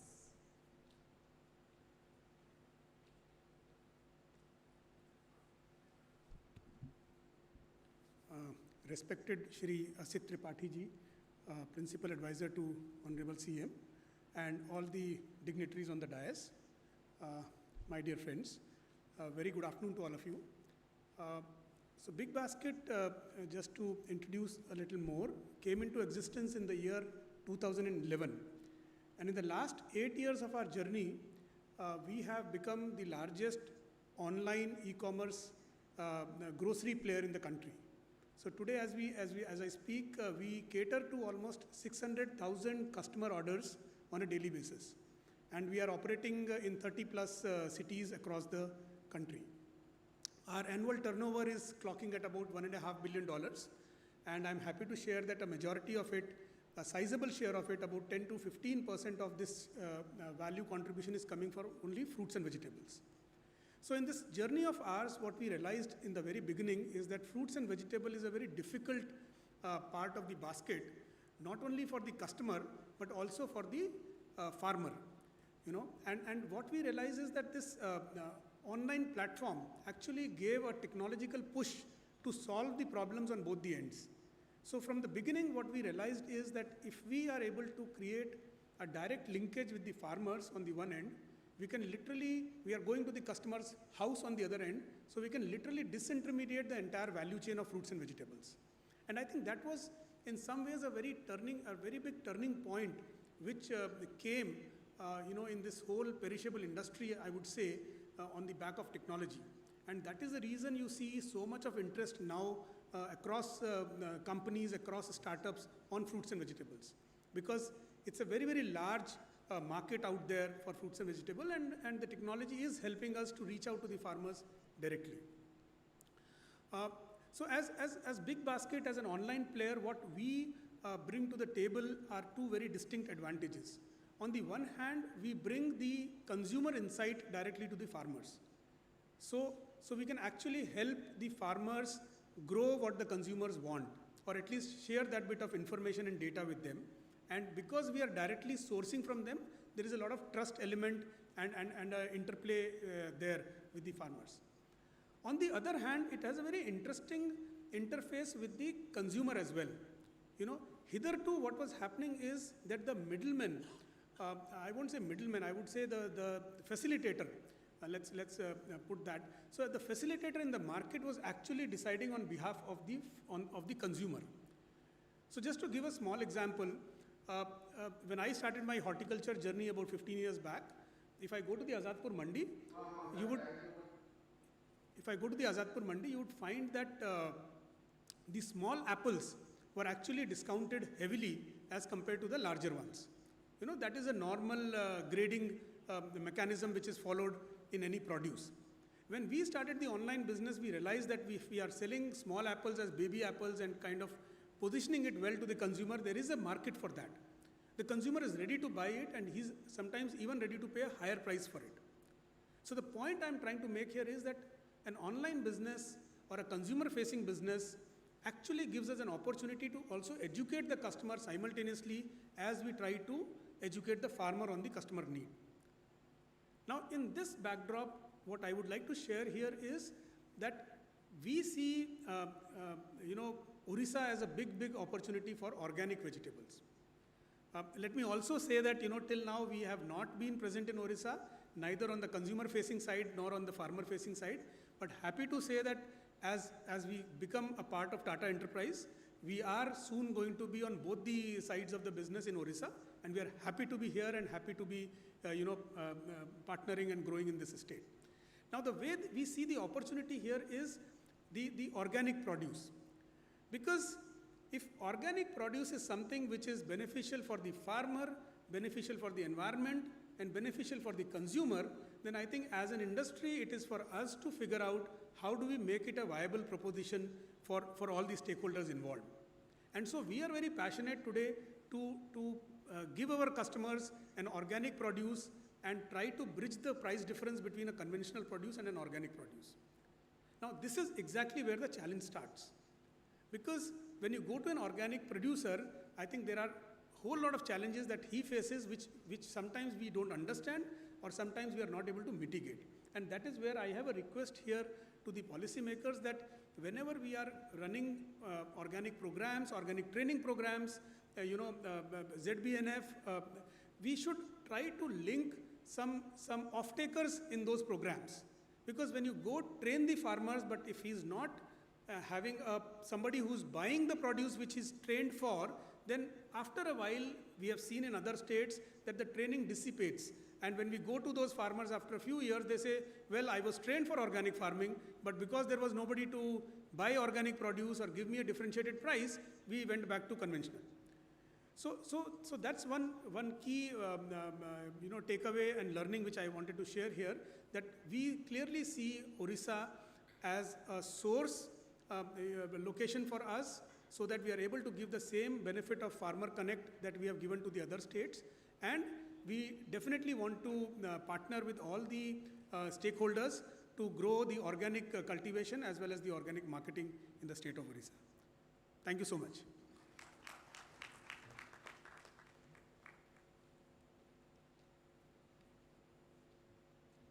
Thank you, Mr. Mittal. It's very heartening to know that the farmers are directly benefiting from the business, and we also hope to have your presence in Odisha very soon. Our next speaker is Mr. K.B. Singh, who is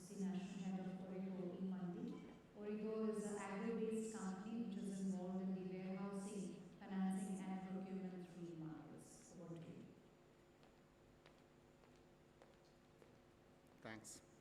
Respected Chair and the other dignitaries on the dais, my fellow colleagues here. First of all, let me congratulate the departments here who have pulled up a phenomenal event. I would say, the kind of arrangements are there is quite heartening to see. My first visit to Odisha, by the way. I've been a trader from last almost 20 odd years, and somehow the land never fascinated a trader like me. Fine. But thanks to Mr. Sambit of Livelihood Alternate, thanks to Odisha Merit Mission, I'm here. And one thing I can tell you, the kind of natural resources we have here, the kind of zeal in the administrative machinery is here is unparalleled. The kind of scenes which I have come across in the last 2 days of my visit to Malkangiri and there was another place, Rayagada as well. See, these are the things probably which can really bring big baskets of the world and Adanis of the world to Odisha. But then it is up to the state to deliver, and it is up to the state to deliver, something which is economically viable. Fine. So Mr. Yadav has summarized quite well that we as an industry, we are looking at Odisha quite eagerly, but at the same time, probably the state will have to kind of narrow down the targets. The state will have to focus on few of the things so as to kind of bring about the change in that particular commodity. Say, ragi is a phenomenal product out of this place. Fine. I don't know about the organic certification and all, but once you eat it, fine, it certifies itself. It does not need any certification once it comes from Koraput or once it comes from, say, places like Malkangiri. It does not need any certification, but yes, it needs a buyer. And buyers are almost, in this audience itself, we have humongous buyers sitting amongst us only. And as Mr. Yadav has already declared that we are going to procure about 25,000 tons of maize from Narangpur this year, and that's something which has to happen through FPOs only. And then we are fairly committed about our interventions in farming community, and it is nothing to do with any benevolent act. The value lies there. Fine. We certainly have a perception that, and we certainly believe that if we can actually, kind of pull our energies together, and if we can bring farmers to the processes, which is a bit tough in the beginning, but since we have good FPO regime in place, probably will be better off. And I can assure you that, if we work on something like mustard, which Mr. Yadav has already mentioned, fine. Mustard is a phenomenal commodity for a place like Odisha. Why? Because the biggest of the market of mustard is sitting just next to us, which is Bengal. Rajasthan, in comparison to Odisha, what I could feel is a miniature of the state as far as resources are concerned.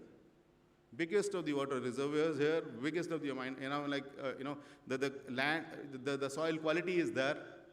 Why can't we produce mustard in quantity? Fine. I saw only 6,000 tons out of the PPT. Maize, another phenomenal commodity. Almost we have a market of about 0.6 million tons here, and that can be grown substantially. The thing which came up really sharp was fortified rice, and I think a 1 million ton being promised by Mr. Yadav is phenomenal news. Because those are the steps which are very concrete steps. Those are the steps which are very target-oriented steps, which probably we may have to take. Thanks a lot.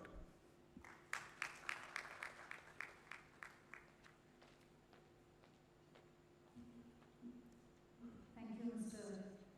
Singh, for sharing your company's initiative in this sector.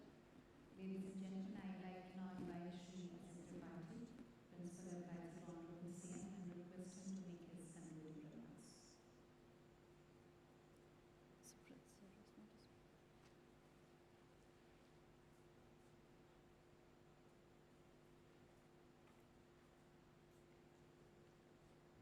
Before Shri Tripathi give the concluding remarks, we'd like to invite Shri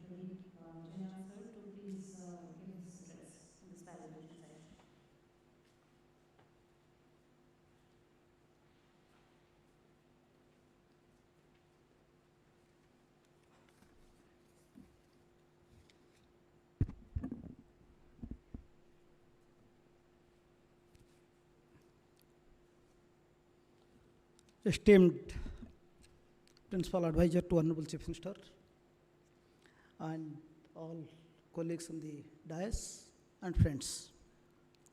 In fact, we are in the closing session, and whatever I have heard in the closing session, it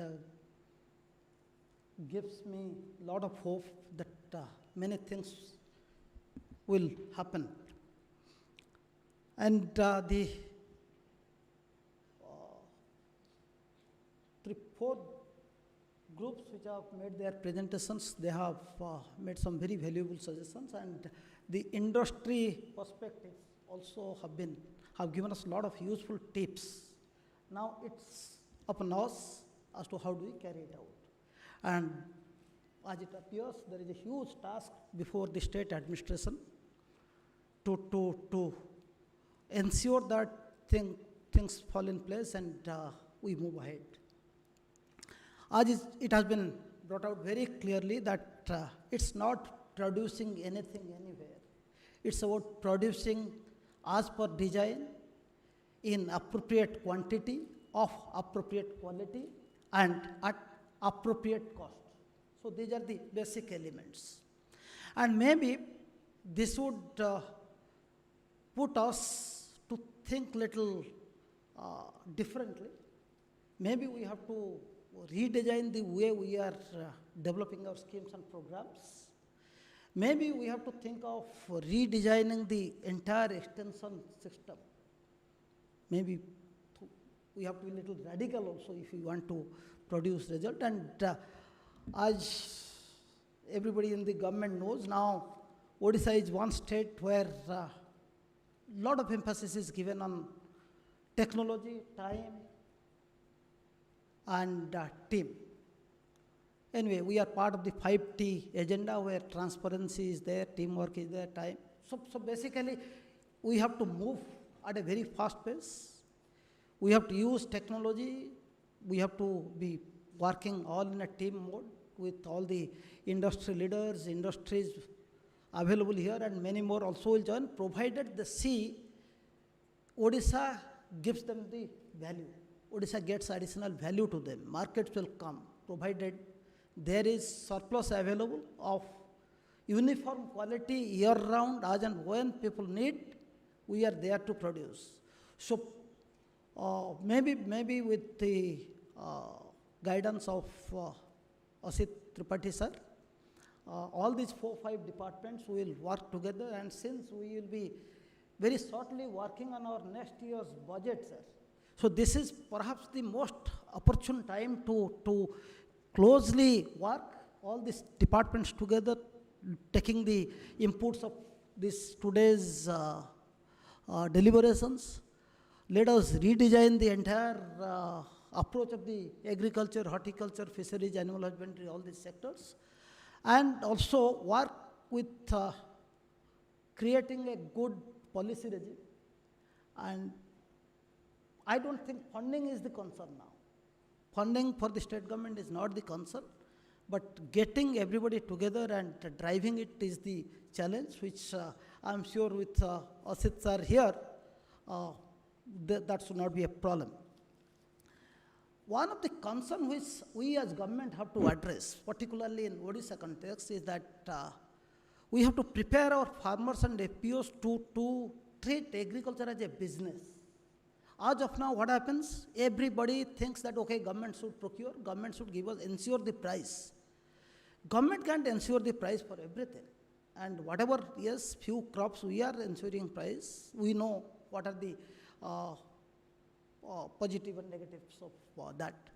So for many of the products, we can't ensure price, and it is not that every time the farmer has to only earn profit and there can't be something called loss in agriculture. So this philosophical change we have to bring in the farmers. Yes, if we adopt better technology, if we have the scale, and if we can minimize the cost, naturally there will be profit. But then in the past we have some very good examples where egg first or chicken first syndrome has spoiled this. So we had a beautiful processing plant in Keonjhar some 25-30 years before, Bilati, Odisha. And then we couldn't get adequate volume to meet the requirements of the plant. So we have to work very hard. We as government, all 5-6 departments, we need to work together and ensure that we have the scale. Yes, we always say that we have the good 10 diversified agricultural areas, good irrigation potentialities, but getting everything together to produce a few crops, maybe 5-7 crops, get adequate area in a cluster, maybe organize several FPOs to work on the same crop, and support with adequate logistic and infrastructure and other things. Hopefully then things will take off. And from the government side, we can assure that if anybody is interested to set up industries here, processing things here, with Asit sir driving the entire industrial scenario now under the guidance of Honorable Chief Minister, we can look into those things now. For example, we are promoting large number of small industrial parks and MSME parks where, road, electricity, water and other things will be there, common facilities will be supported by government. And maybe somewhere if some tweaking is required, that can also be looked at. So we'll take all the inputs that have come today into our planning process, our programming thing, and hopefully in coming few months we will start seeing some results, and we are thankful to Big Basket to have decided to enter into Odisha. And also I thank Mr. Singh of Origo to have decided to enter into the maize markets of Navrangpur. That is a very interesting area where we produce a lot of things. But then again, we have to increase our production. Day before yesterday, I think me and the Agriculture Secretary, we were together discussing how do we take our millet, ragi, increase the production by at least 5 times. And it's possible because there is a ready market within the government. Hopefully, Bikram is getting us the good news from Government of India, and once that happens, then there is already an internal market. But beyond that also, we can help, like the coffee, as Bikram said. Maybe we have to look at increasing the area drastically. And organic, yes, there are certain areas of Odisha which are by default organic. Only thing, how do we convert those areas as organic by design? That is one challenge which all of us have to take. So we will carry all the inputs that have come today and assure you that they will find place in our planning process. Thank you.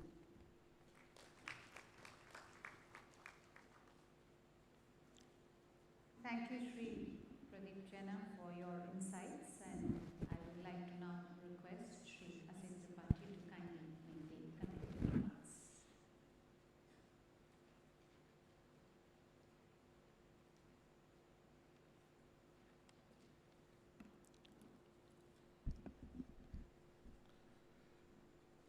The Development Commissioner, Sri Jena,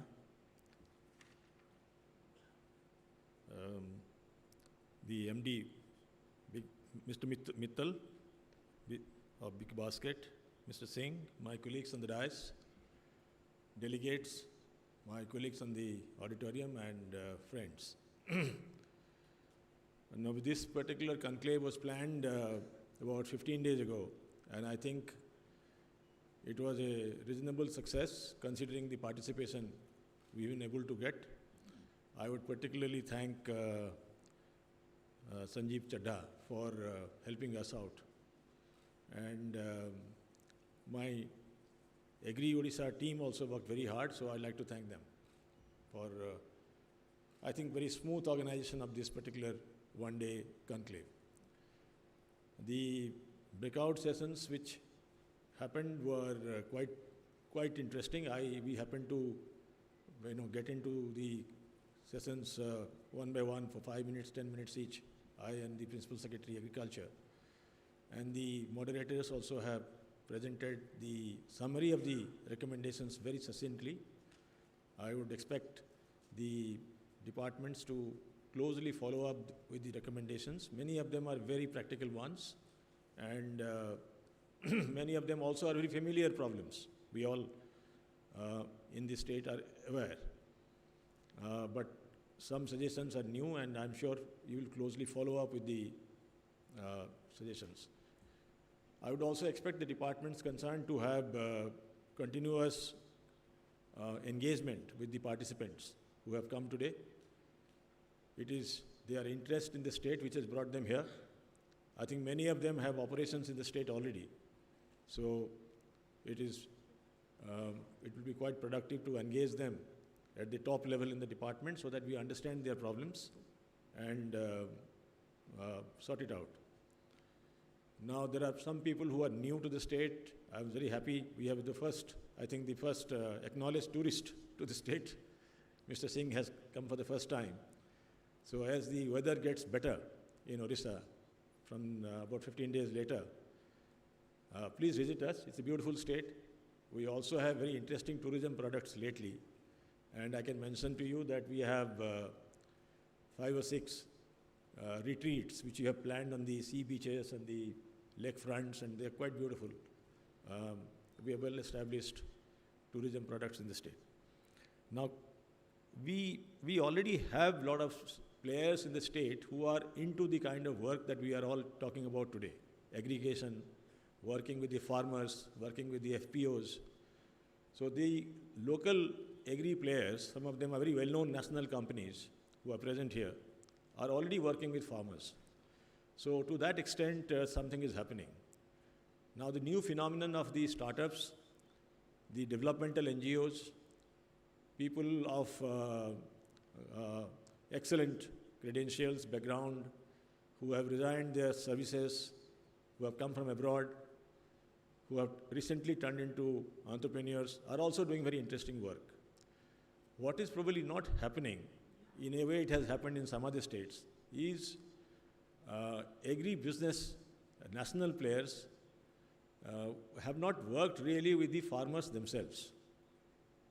You mentioned that you would not like to do with farmers. Some of them probably mentioned, but there are many players, like the earliest example of PepsiCo working with the Punjab farmers. Of course, they worked with the government companies also.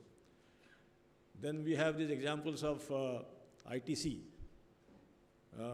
working with the farmers in Indore area of Madhya Pradesh for soybean cultivation, and introducing the technology, e-chopals, click and mortar concept. We have a lot of these national players who have worked with direct farmers, build up the strength of the FPOs.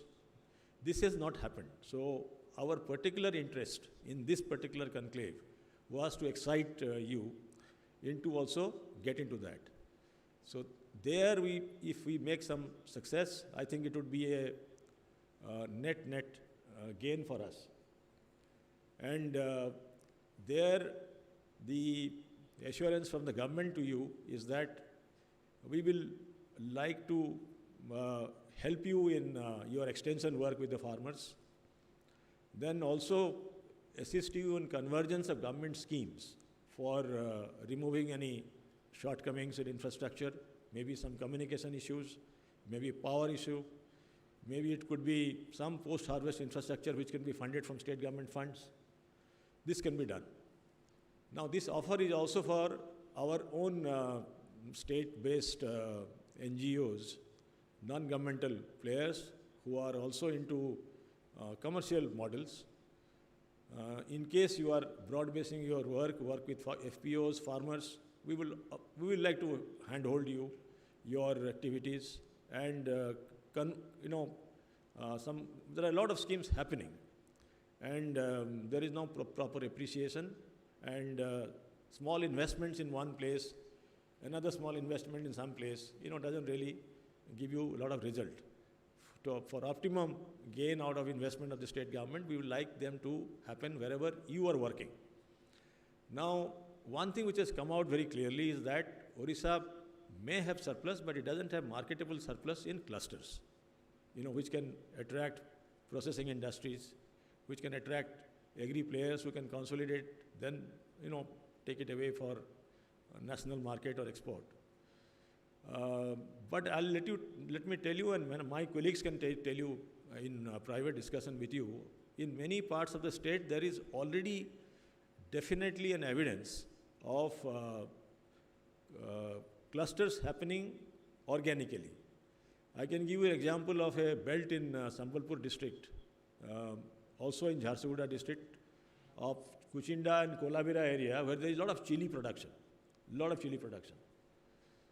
Now, you can ask our people from the state, and they would immediately reel out 2 or 3 areas in the state, in the coastal Odisha and also in the western Odisha, areas which are famous for particular vegetable.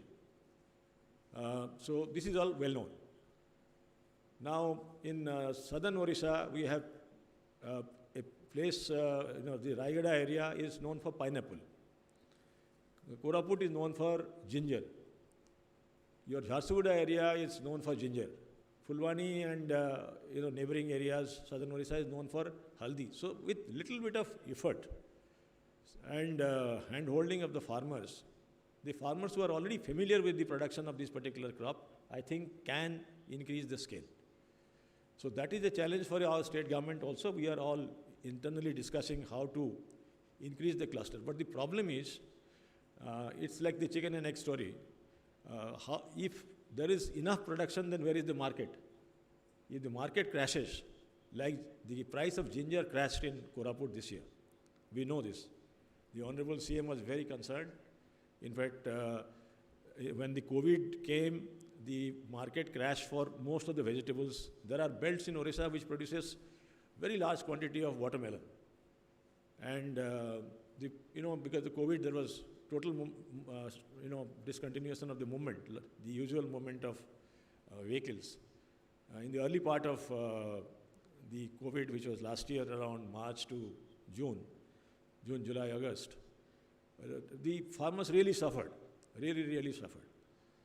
So we have been discussing, the Honorable CM also wants a good market linkage while we develop these clusters. So this has to be done simultaneously. So as I mentioned to you, what I perceive is that the local companies are already working with farmers, especially in the seafood sector. They have backward integration with a lot of the the fisheries sector. In the poultry sector, the established national players are already working with the local poultry players. It is not happening in commodities and fruits and vegetables. So this particular conclave, which to my mind is the first one in the agri sector. In the industry sector, Odisha does every year fairly large industrial conclave every alternate year, which is called Invest Odisha. In agri, we haven't done that. We would like to continue this particular platform, in a little more organized way, followed up by, many other additional things. So as far as this particular day goes, with about 15 days, 3 weeks planning, this has gone well. I would like the Agriculture Department, which is the nodal department for this particular conference, to put all the suggestions in one place. And then from the state government, we will like to continue to the extent possible so that we follow up. So I thank NAFED once again and all my colleagues who have done a wonderful work. Thank you so much.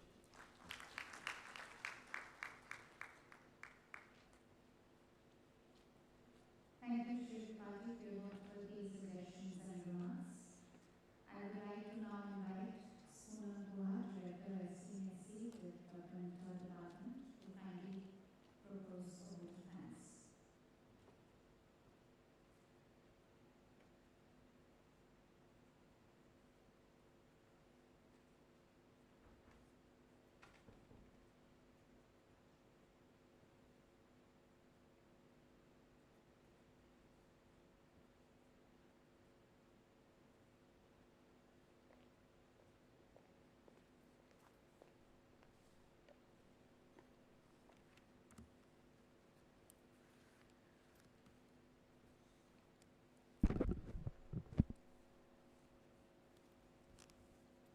Namaskar.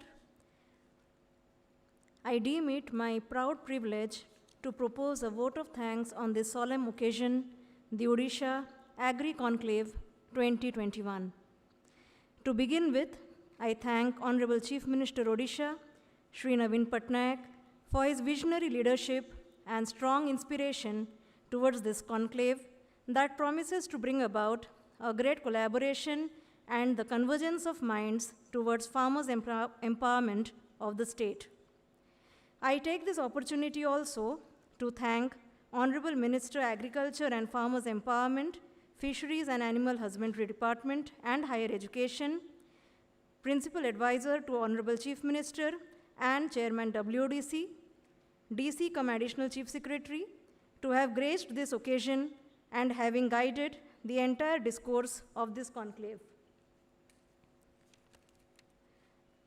With 10 agroclimatic zones, 8 nutrient-rich soil types, and a 480 kilometers long coastline, which constitutes 8% of India's coastline, our state has a definitive advantage in agricultural products, horticulture, fisheries, animal products, plantation crops, and minor forest produce that has been adequately highlighted today.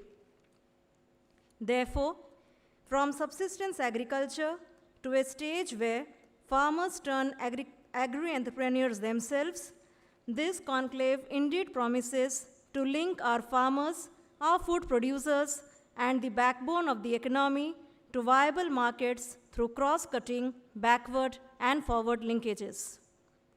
Towards this, I thank Shri Satyendra Agarwal, Business Head, Foods and Marketing, Adani Wilmar Limited, Shri Saundara Rajan, CEO, Technico Science Limited ITC Group Company, Shri Vipul Mittal, National Head, Fruits and Vegetables Big Basket, Shri KV Singh, Vice President, Origo Commodities India, for their invaluable presence in this mega event.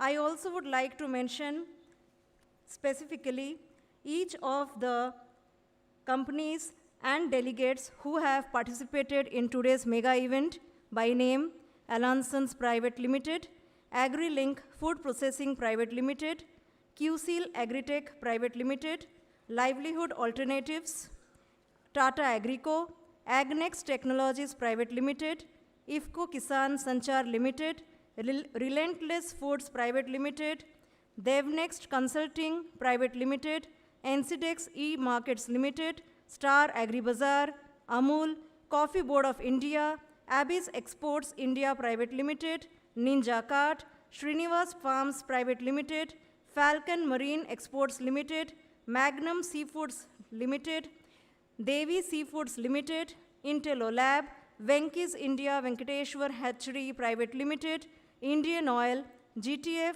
City Ran Consulting Limited, Dehat, Parle Agro Private Limited, Transworld Farmers Fertilizer Company, Shield Biotech Limited, Shugana Foods Private Limited, Absolute Foods, Mother Dairy Safal, and CPF India Private Limited for their invaluable presence in this mega event.